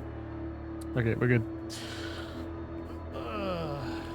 You see it behind you, shaping your reaction, whispering in your ear that you're free to choose. See, that's so fucking good. That's great. That's great World of Darkness text. I checked my phone. News alert! Fight at infamous music venue. 3 arrested. Daily Hampshire Gazette. Fight at the infamous theatre music venue. 3 arrested by increased May the 7th. 5, 6, 7. Cool. Starfighter. Read the article with increasing bewilderment as you don't remember any of this. Sure, there was some werewolf roughhousing, but there weren't any arrests. One of the deputies even apologized to Roscoe for the bad information. You text the promoter. That all happened at an after party. Not an officially sanctioned one or anything, just the drummers from Scudilla Gotti and Saint Homunculus got together.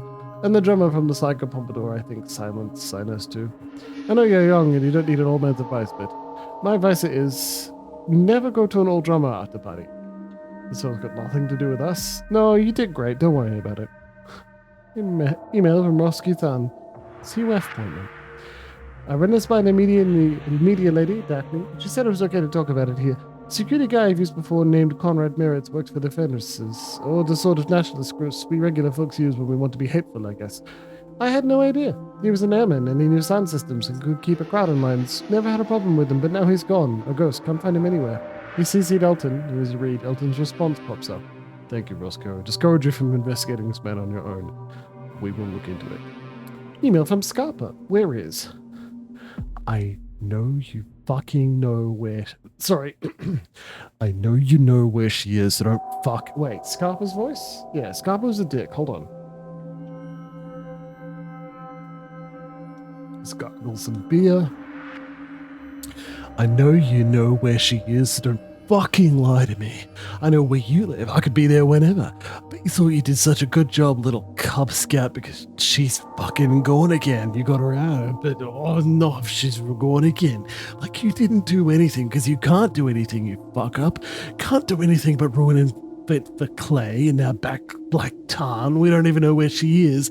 Baver's probably dead, because you haven't seen him in days. Everything is dead. You ruined everything when you left. Murderer.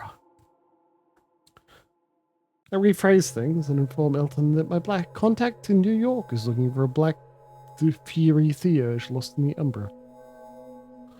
Explain the situation as well as you can and email Elton. Maybe he knows Black Tarn, at least by reputation, and can keep an eye out if he ever scries into the Umbra. Check the bank statements. You're doing okay. You kept your account over 700 for the past few days, and you have some 5s and 10s in your wallet. I want to take a few days off and train with the human allies. Ooh, yes please.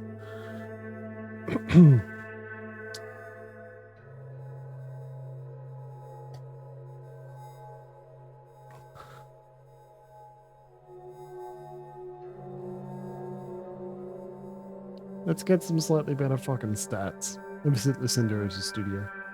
Lucinda is watching a 3D printers that apparently does nothing.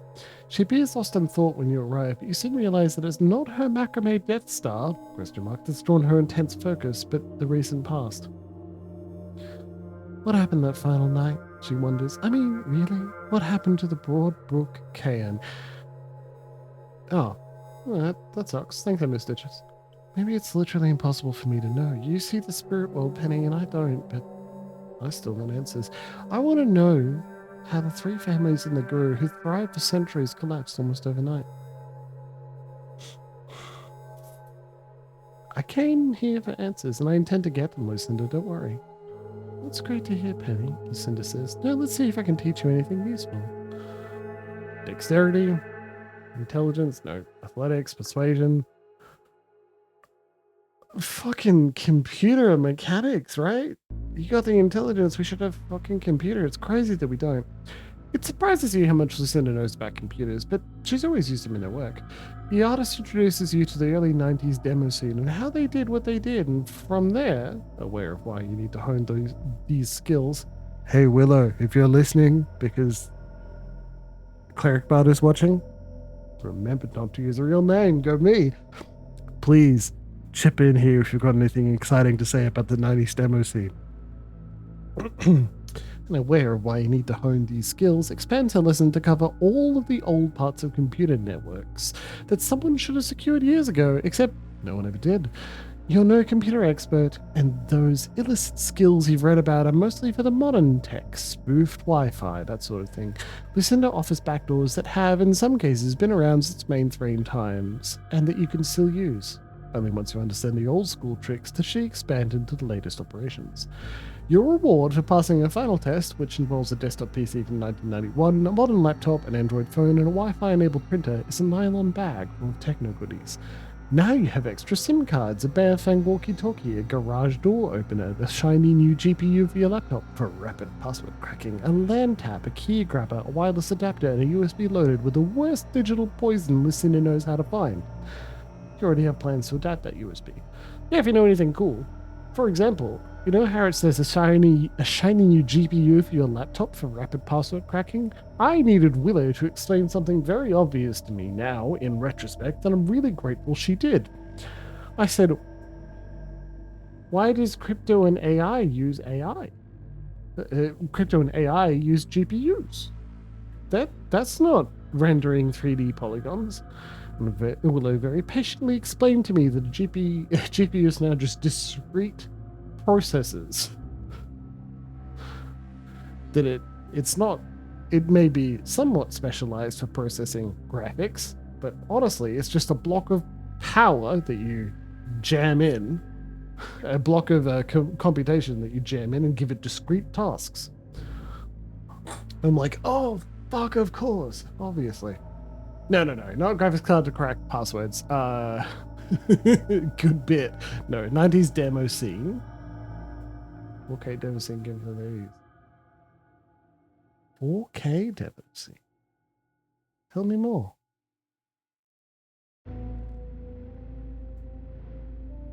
As a cleanup, you see Lucinda reading Metamorphosis and Rule by Harmony Palace.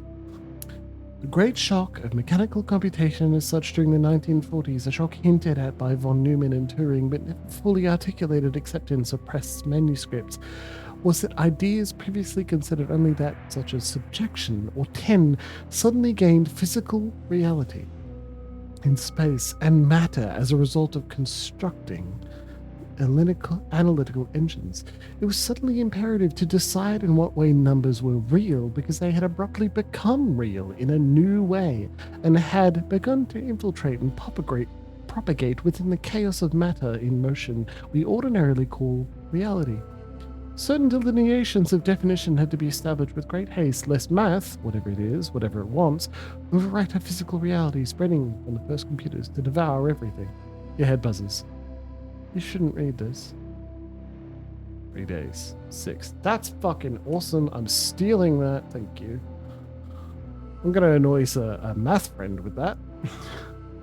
That's incredible.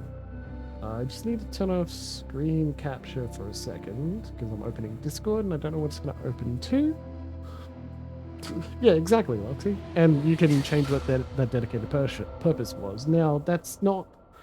The last time I thought about how hardware works, you had a dedicated graphics card and it processed only graphics. It was like a 3D card, an accelerated 3D card.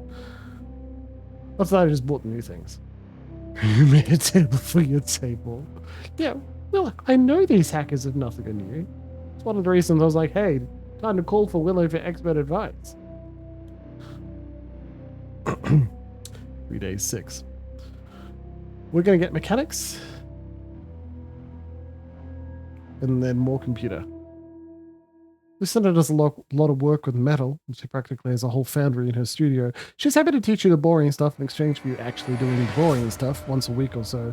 You don't know much about mechanics, but she teaches you all sort of fascinating tricks about motors, batteries, cams, and crankshafts. That's cool.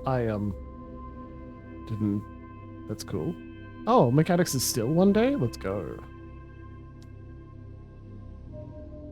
You spend more time working in Lucinda's armatures to improve your mechanics. I wanted more, like, really incredible wall of text, please. I loved that. Computer, 2 days. Study more about networking programming to improve your computer skills. Okay, well now we're good at computer and mechanics and we're very smart. This is fan-fucking-tastic. Let's improve persuasion. You can already consider yourself pretty good with people, but you still groan when Lucinda sits you down in the back office with a landline phone and a printout listing clients who haven't paid up. Not just her clients either. This is a list for everyone in the arts and industry building. You start calling and asking for the money. At first it's agony. Then it's not fun. Then as you cycle back around after a week, hitting the cheapskate bums again and pressing your case with greater skill, it starts to become satisfying. Your clearance rate improves, and more importantly, so does your ability to work people and get what you want from them. Yeah, that's actually... I love how we spent literally all of our free time on that. Done. Great. Beautiful. I want to go to the compound. I want to go to the van. See if there's anything new from Roscoe's van.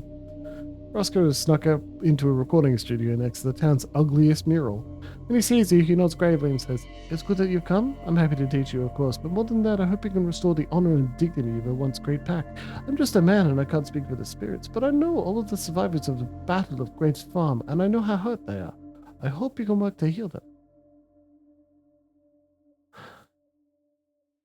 You really care about all the survivors, don't you? Garou and human. It broke my heart when the Shadow Lords turned against the three families, Roscoe says. But we weren't blameless. We were arrogant and cynical and used the Garu's living weapons. There are so many few of us left now that the only path forward is peace. Clandestine. Fuck, we should do that soon. Anyway, what should I focus on? One of those wolves who can work a real job, Roscoe says, like Elton in the bookstore. That's a rare gift, Penny. Work on that million-watt smile, and you should do well at the coffee shop, even if you're obviously a monster wearing human skin. Social attributes will help it, Bisons. Yeah, cool.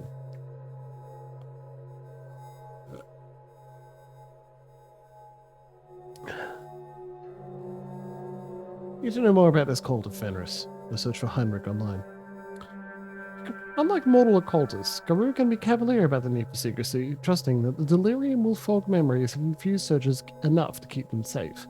Oliver Boone III is particularly sloppy with his Heinrich alter ego, which an idiot could connect to his professional identity at Hoover Development.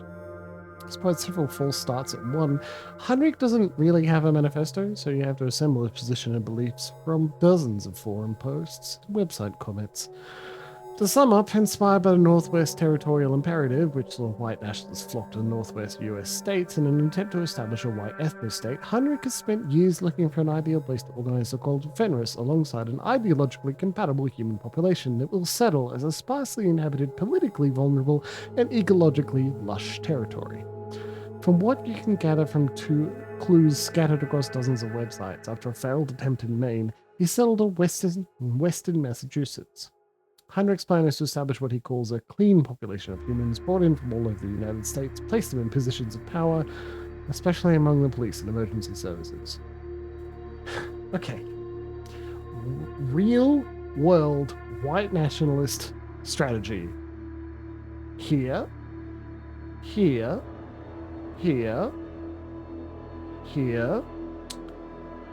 Werewolf game. Like, World of Darkness Werewolf. Back to real. I mean, that's an individual. Real racist and fascist bullshit that they are trying. I love it when I can tell someone's done actual research when they're creating fiction.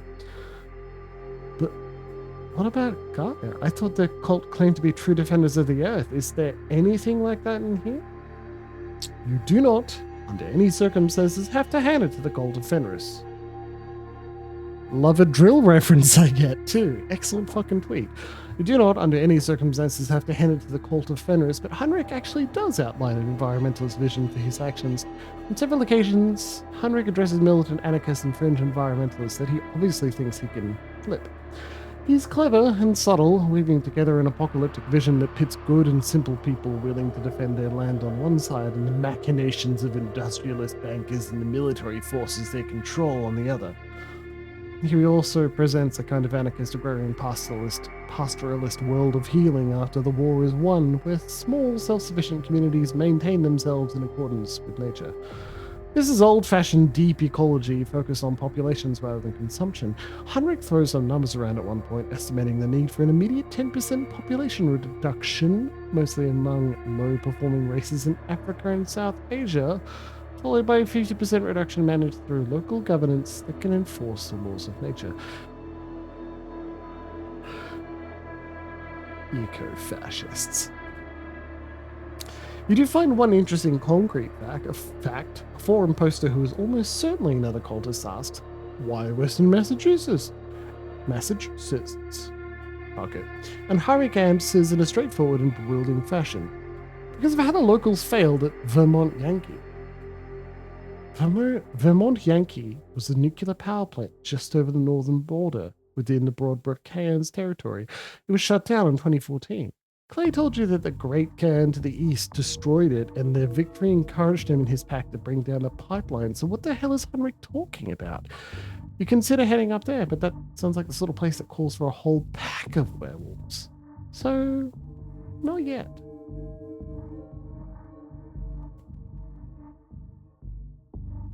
Oh, now we check a laptop instead of our phone. That was great. Actually, do we have bank statements? You're broke right now. The bare minimum in your account to avoid penalties and a few dollar bills in your pockets. You can't afford to take any days off. Well, our stats been improved. That's better. I want to track down this Conrad Merritt who led the cult of Fenris into Hogthrone. You know your way around both physical and computer investigation, and you get to work around shifts at Byzance and visits to remaining Wyrm spiritual sites. Internet searches yield quite few Conrad Merritts, but one, an airman who spent time in Colorado Springs and whose records have clearly been scrubbed, is probably your man. You set up a dozen Google alerts and keep searching through US Air Force forums, right-wing or paramilitary sites, any place he might appear, but he's a digital ghost. Physical investigation takes longer, and you have to be even more cautious, but Hoblin comes back with an interesting rumor about someone or something called Asta. He's not even sure he heard right, but someone was talking about both Conrad and Asta. Maybe you could follow that up.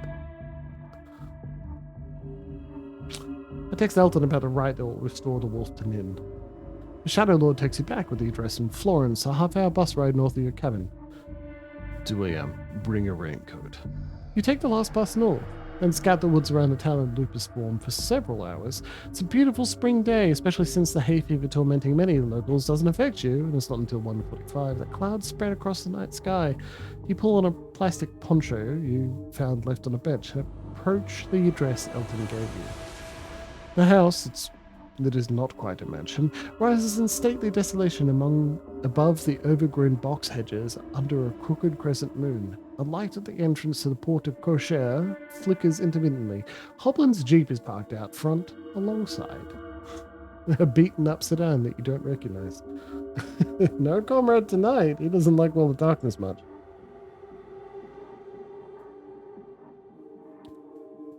You step under the porte cochere as the skies open up. Elton stands in the doorway wearing a long black plastic raincoat. Nin waits behind him, dressed only in a plain cotton gown the color of dirt. This won't be easy, Penny, Elton says, not quite meeting your gaze. I hope you're ready.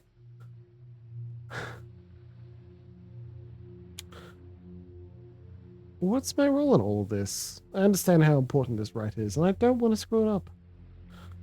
I just need a reservoir of spiritual energy, Elton says. Most of it will come from the land, or from us, but for the rest... Elton glances at Nin, who looks terrified and miserable. Well, Elton says. Let's begin.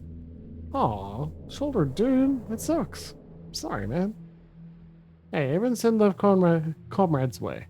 Not Conrad, fuck that guy, he's a racist. A fictional racist, but, you know, they don't get anything either. The door behind you bangs open and you spin around. Fuck all of you, Fornham screams as Hobland and Roscoe manhandle him out through the side door and force him onto his knees in front of you. Fucking psychos, you can't do this to me.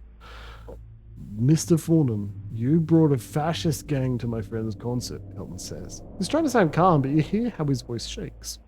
But what I want you to understand is that Fornham suddenly rips away from Hobland and Roscoe and rushes Elton. But though Elton is a theurge and generally keeps his rage in check, he's still a big guy, even in homid form, and the Shadow Lord's left hook knocks Fornham down onto the asphalt. Elton kneels down and whispers, barely audible over the driving rain. I want you to understand that this is not a punishment for your crimes. This is what we have to do. I pass no judgment. Ooh, loot photos. Yeah, I can do that. I've actually got at least something I'm saving. It's not of me yet, but I'll send that his way. Make sure I get something good.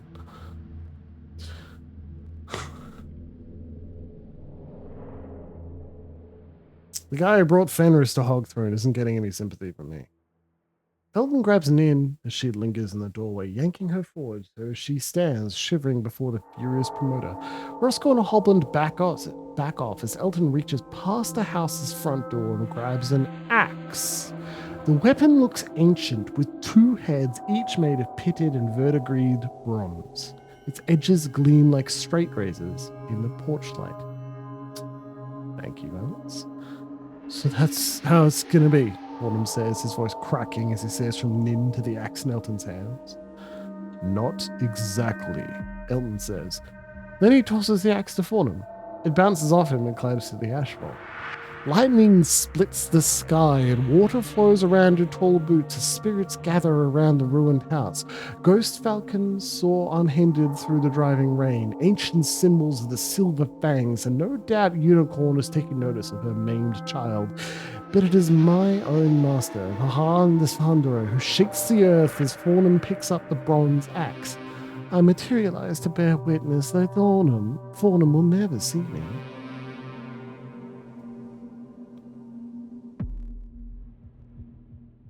I know Ellen doesn't want me to interfere, but I need to protect Nin. She's just standing there and she can't change.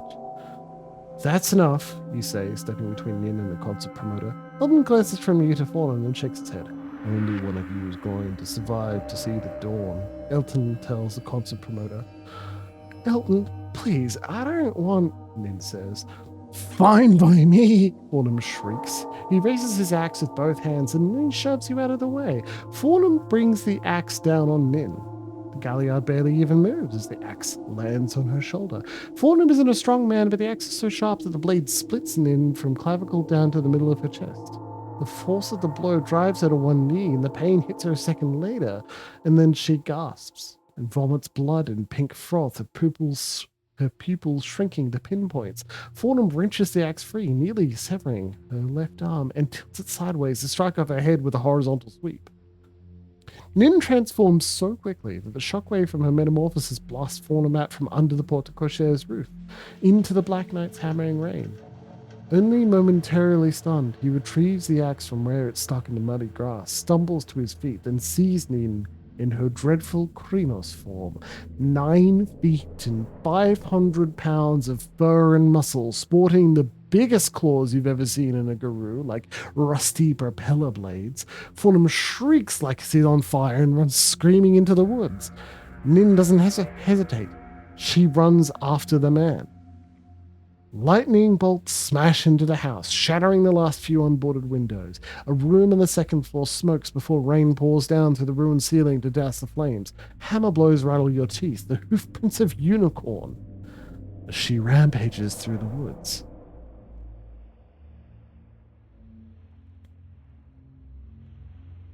Good riddance to cult rubbish. The Shadow Lords make a habit of necessary solutions, Elton says. I think they sometimes make a bad habit of it, but this was the only way. He winces as the immense spiritual drain of the rite hits them. It washes over you a moment later as bolts of lightning ignite the tops of pine trees. Nin howls, long and low. She returns a minute later with the axe in one hand and what remains of Fornham in the other. The scraps aren't even recognizable as human. Nin flings the corpse away. Lightning strikes it twice before it hits the ground. The rain stops like a plugged faucet. Rivulets of blood and water flow around Nin's huge clawed feet. Then she shrinks, turning not into a young woman, but into a small red wolf. Elton retrieves the axe as Nin studies each of you and races away into the night. She'll be back before dawn, Elton says. I'll stay here and make sure she's okay. The spiritual drain at the right means that you end up hitching a ride with a pre-dawn commuter who works at the bakery Byzance uses for its bread. You unlock the coffee shop 2 hours before it's supposed to open. You and Elton help yourselves to old pastries and iced coffee before he has to go to work at the bookstore.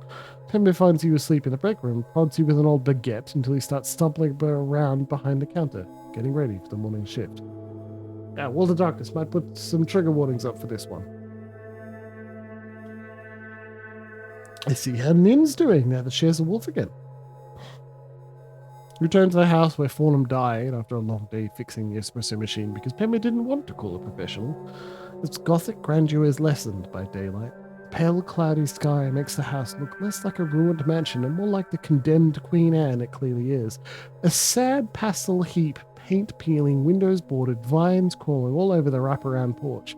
But the place has power. A light at the entrance to the porte cochere flicks intermittently, and an oval light shines in a high window covered in post-it notes.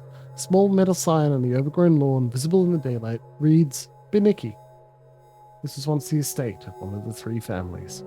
Someone has hacked the vines and sedges away from the side door beneath the porte cochere, which is unlocked. You enter and follow a path cleared through the rubble and wreckage to an intact kitchen.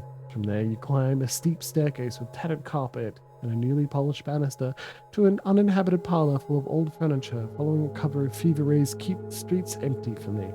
Nin sits at the top of the tower steps, wearing a ragged t-shirt, playing quietly. And there's Nin! We did it! That's a damn good portrait, too. Hell fucking yes.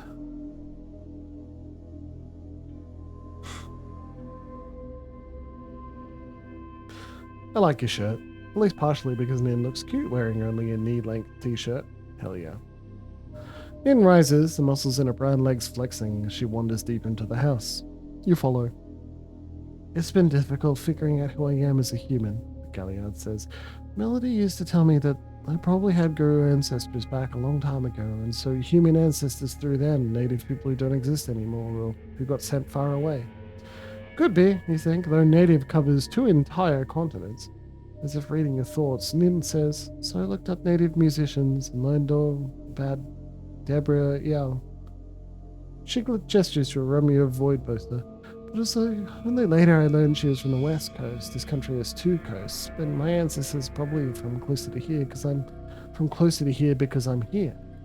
I might be the last biological remnant of a people who were exterminated centuries ago. You sort of had plans to flirt with Nin, but you're not quite sure where to go from that comment.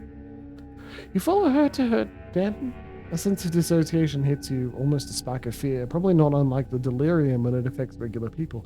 The geometry of Nin's little room is wrong. Table with laptop, band posters, clothes rack, turntable, but not laid out like they should be. You momentarily feel like one of those sniveling cosmic horror protagonists, terrified by funny angles and off-kilter stares. You try not to look Nin directly in the eyes as he flips through her record collection. It's partly organized by era, from Grandpa Boogie Woogie, the Misfits, B-52s, to Mom Rock, Smashing Pumpkins, the Cranberries, with a large and disorganized section of old deep cuts from across the Atlantic. Elton's contributions, you suspect, as it's mostly trip-hop and Eurodance from the last years of the 1900s, with some Jordan Day listed in the credits. This is the Wi-Fi password, she says. The child of Gaia smiles as she points to a scrap of paper, pleased to behave in a socially acceptable manner. There's no cell coverage around here, so you sign in. Feeling of dissociation fades once you have data access. While you work, Nin takes out her own phone tablet, which is twice the size of yours, with an attached physical keyboard. Maybe for typing on Hispo form?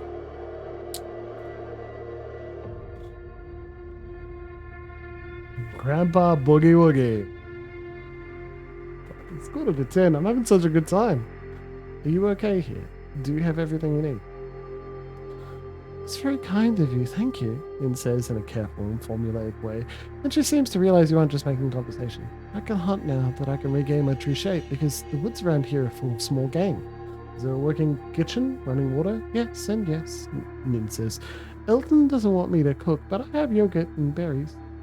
You're allowed to like the B-52? You could be a boogie-woogie queen. You hate to treat this like a social welfare check, but you scrutinize Nin and her environment. She's clean, freshly scrubbed from a shower actually, and so are the rooms she's reclaimed in the crumbling mansion.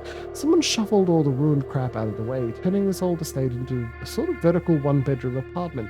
A little kitchen that you already saw, this den, and a bedroom one floor above, maybe storage all the way up top.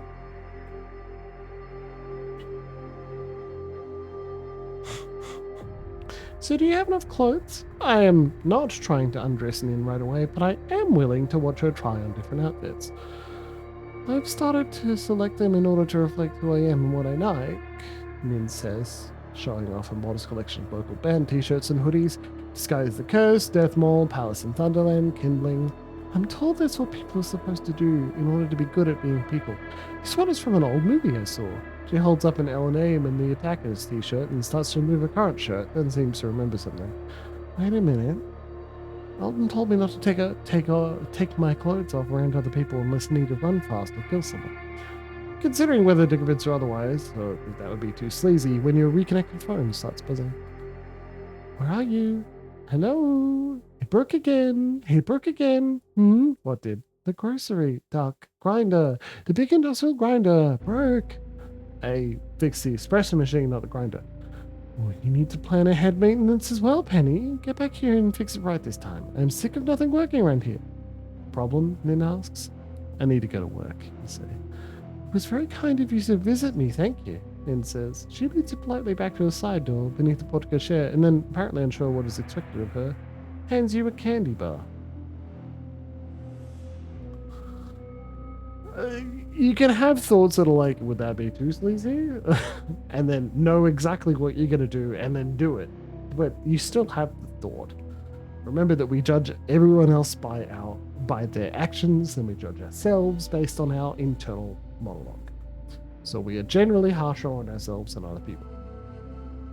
You walk back to BRUISES and find the place in chaos. The two remaining customers mortified, the other barista stunned into immobility as Pepe rampages in the back, screaming about the broken industrial coffee grinder. A quick investigation turns up that the wall socket is plugged into doesn't work. You flip the breaker and get it working again. Here, have a chocolate bar. Good move. You had me a tarte tatin once and it was fantastic. They head into the deep woods. You know, that's where our big nerd goes. You never visited these woods before, but you feel their spiritual power. The chill winter wind carries a song. Nin's howling. You notice mundane signs of her return. Standing stones righted, statues cleaned of lichen, paths widened and cleared of brush, and at the very edge of your perception, spirits dancing through the glades and along the treetops. Nonetheless, the forest has suffered terribly from spiritual neglect. Dark stains mark the stones, rotting vegetable matter fouls the air, and you find evidence of intrusion by dark spirits, stained water, dead animals, and the occasional cult of Fenris runes that Nin hasn't yet effaced. It will take great spiritual energy to heal this land. Elton is waiting for you. You still haven't earned any gifts, cub, he says.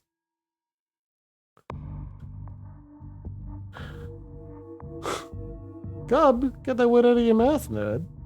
Only one of us stood before Varn and looked into his burning eyes, Elton snaps. And only one of us did nothing for 3 years instead of Nin helping Nin fight off Nazis and creeps, you say. For an instant, you sort of expect a lightning bolt, and that's the end of you, except for some cleanup, but Elton looks away, snarling. But not at you. He's full of regrets. After a moment, the Shadow Lord says, You've earned the attention of the spirit world, Penny. Fight me all you want, but you can't fight them. They are the world. Understanding them is where your real power comes from. The column was, do you have enough clothes? Ah, right, okay. That's fair. Because she's only wearing a single shirt. Does she also have pants? That's a decent question. Cleric, that's relatively common, don't feel too bad. I can avoid that just by flirting all the time. Of course you are, Willow. First thing you notice is that Elton's eyes move from one apparently empty point in space to another, as if he's perceiving the spirit world as clearly as you perceive the trees and streams. The barrier between worlds is thin here, Eldon says. The barrier between worlds is thin here, Eldon says. The Broadbrook Garou made it that way. They made rights to remain in close contact with their spirit allies. What rights have you learned, Penny? When I was closer to Beaver, I could sort of move into the Ember. Correct, Willow. Uru, best friends. Your training was unacceptable, Eldon says. He talks over you. Fortunately, Catherine and I rewrote the old book right to detect the local spirits. It used to require an elaborate ritual. Now only a few gestures are necessary. He hands you a double-sided piece of paper with diagrams that at first look like dance steps. You can use a knife, a claw, really anything, the Shadow Lord says. Our elders did all the hard work. Hundreds of years ago, you're just flipping a light switch. Oh, you get it, the movements of a blade. You're sort of parting the local space to peer into the Ember. It won't work outside Broadbrook, but it'll let you interact with the spirits here. It'll take you a few minutes to read it, a few hours to memorize it. But you didn't use this. You say. Elton ties still sometimes dart to something you can't see, and he's not using a knife. Owl's gift, the Shadow Lord says.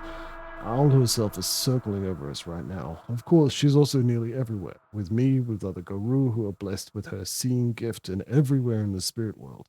In other lands, other spirits grant a gift like her. Spiders, wolves, eagles. Spirits grant gifts, but it is the connection between your nature and the spirit, the creator gift. My nature? Like when I called you a nerd? Elton chuckles and says, you have a ferocious nature, Penny. That's not bad for a Garou, though you may find it difficult to find peace. Have you found peace, you ask, knowing the answer? Rather than respond, Elton says, if you hone their fury, spirits of war and wrath will be attracted to you, but you may struggle to compact with the more gentle spirits. And of course, not all spirits will accept you. They must follow their natures too, and they're bound by laws to serve Garou only of certain auspices or tribes. And in addition to that, well, you have to impress them. Make your legend, you mutter, reciting Clay's words. An opportunity denied you by your old pack, Garou says with sudden anger. Glory, honor, wisdom, the truths around which we live that shape our existence as Garou. His fingers twitch, writing Garou glyphs in the air almost faster than you can see. They're solid things to us, as real as gravity. That is what I think your pack failed to impress upon you. These are what we offer the spirits, our legends, but our accomplishments are not consumed in any a gift. They are given meaning. And as the spirits feed, they grow strong. Look at this ruined land. You can see what you cannot, but you can feel the deep wounds in the forest, the decay that's setting in. Can I speak to the spirits without joining a tribe? I don't want to overstep my authority. I asked my spirits that, Elton says. That's not exactly customary, but we need all the help we can get. As long as you meet necessary requirements and perform the necessary shimenage, the spirits will help you. Shimenage. That's the term I learned, Elton says. I don't think anyone in the Americas uses it. In Germany, the clock's all very efficient. We learned to organize our obligation to the spirits around nights of shimenage. Fixed spans of service, no more or no less, because the spirits will take more if they can. Don't let them. Always ask them, how many nights of shimenage for this gift? We've made sure that they have to answer truthfully. Never give them more. If you do, they really will feed off your legend, stealing your spiritual power and giving nothing back. Eldon stops and fishes a bicycle out of a stream. It can't roll with only one wheel, so he leaves it leaning against a tree trunk. I'll get that if Nin doesn't, he mutters. Cool, what a mess. You blink because you think you saw something in the water, but when you look again, it's gone. Is what you're saying literally true, that I can heal this land by helping the spirits? Everything is out of balance now, Elton says. Did you ever read one of those post-apocalyptic stories where they try to do the math and work out how long it will take the infrastructure to fall down without people? Well, this is the apocalypse, Penny. And without us, things fall apart very quickly indeed. The Broadbrook Garou were sort of gardeners of the spirit world. We called ourselves mighty hunters, but no, it was mostly like garden. And now everything is grown wild and noxious again. Not in a beautiful way either, you can see. It's all become sick. If we can heal the spirits, share our legends and stories with them, give them meaning and purpose again, we can start to heal this place, but it won't be easy. Then he sniffs the air. What, you ask? It's petrochemical runoff from a plant that was closed back in the 60s here, Elton says. I've been meaning to check it out for years. I'm going to do that. He takes your hand in his, a sincere sign of respect to the werewolf who helped him rescue Nin. Wander the woods today, learn from the spirits, and only offer the agreed-upon nights of Shimanage. He hurries off, almost angrily, leaving you deep in the woods. Shimanage possible. Honor, 7 nights. Wisdom, 4 nights. Scout the woods, noting the wisdom.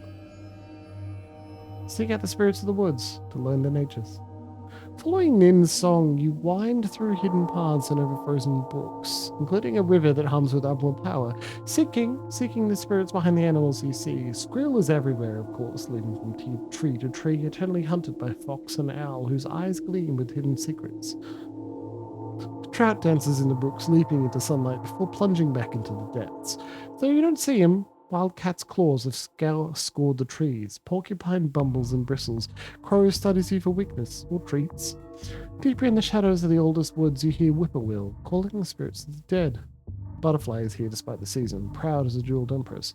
And of course, I am too. Maybe I've become a bit of a city cat lately, but my power is in the wild places and in the sky. Follow the storm paths and you'll find me. Follow the cold winds, the killing Atlantic gale, and you might find something worse. Let me feel the earth move beneath your feet. Massive, implacable, older than stones. Bear spirits. Look at all these options. Or where are the bear spirits? I cautiously approach them. Oh, jeez. Thank you, Luxie. You look around just to make sure there's no one here, but you're all alone. You pull out the notes Hilton gave you. Hilton's paper contains a series of gestures to be executed with a knife or a claw that will part the barrier between worlds and allow a perceptive guru to see into the spirit world. It's a rite specifically created for Broad Brook, which won't work elsewhere, and it's not a simple formula. The movements change based on the phase of the moon in your own auspice and certain abstract spiritual conditions that you have to test with a different set of gestures. Back with your old pack, you found these kind of rites murky and opaque, full of stumbling blocks, and in retrospect might have existed only to give the guru who mastered them a feeling of power and superiority. By contrast, this rite is diamond clear. Under other circumstances, it would be interesting to study how computer science has influenced even those guru who are not themselves proficient with programming. This rite, which has apparently existed in different forms for centuries or even millennia, is now a sequence of if-then instructions. But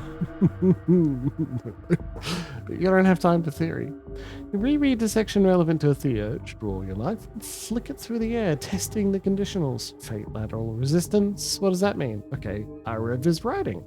Irev is a local name for the sun god, and if he's riding, flip, you need to make 3 incisions from the upper left to the lower right. And that's what you do. Then your knife seems to able to move freely, and the tip vanishes. Following the next set of instructions, you slice the barrier between worlds open. And there is the Umbra, the world, the realm of spirit. The stars are down here, or you're up with them. They shine like paper lanterns, wise, clever spirits swirling around your head, but are also impossibly huge balls of phosphorescent gas millions of miles across, both at once and neither. A world of uncompromising truth that does not care what mortals or werewolves think. Simultaneously, a shadow reality, shaped by your thoughts, needs, and fears. I actually get CD, Umbra, and that's pretty good. Proficient in programming. Yeah, especially me. It's only a window, you remind yourself. You probably won't fall in, and it'll close in a few minutes. So will this stream. Actually, this stream closes now. God damn it.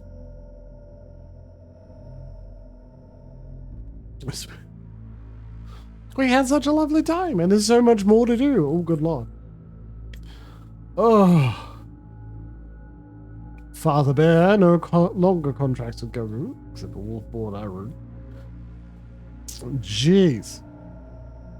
Silverfang or other death wolf to explore these barriers and find him. Mother Bear, heal. Composure, heal. Saladi is a crescent moon. Whoa. More glory before she trusts you. Okay, that's very cool. We're only 2 rage. Not very high. conviction. Being sustained, humans must understand. Spirits weakness the win. Oh, my friends, we have no glory available. Reality hacking. Reality hacking werewolves. That's the coolest we've ever let out. Frienders, thank you for staying with me for the late start and the failure of Baldur's Gate 3 to let us play what we wanted to play. We lost a bored hermit to oblivion, but hopefully they have enjoyed my voice in the background. I hope the rest of you have enjoyed my voice because I have enjoyed giving it to you. Sincerely, thank you very much for your time. I hope to see you Wednesday night again for Kingdom Hearts with Sad, who did say she is available, and it will be a lot of fun to play with her, and we will have a great time. We will have a great time continuing Kingdom Hearts 2 at the second go round of all of the worlds. I do, don't I? I love giving you my voice. Enjoy the litany. Enjoy the worlds.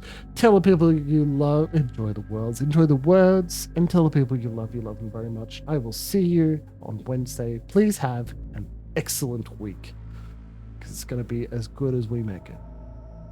Good night, everyone.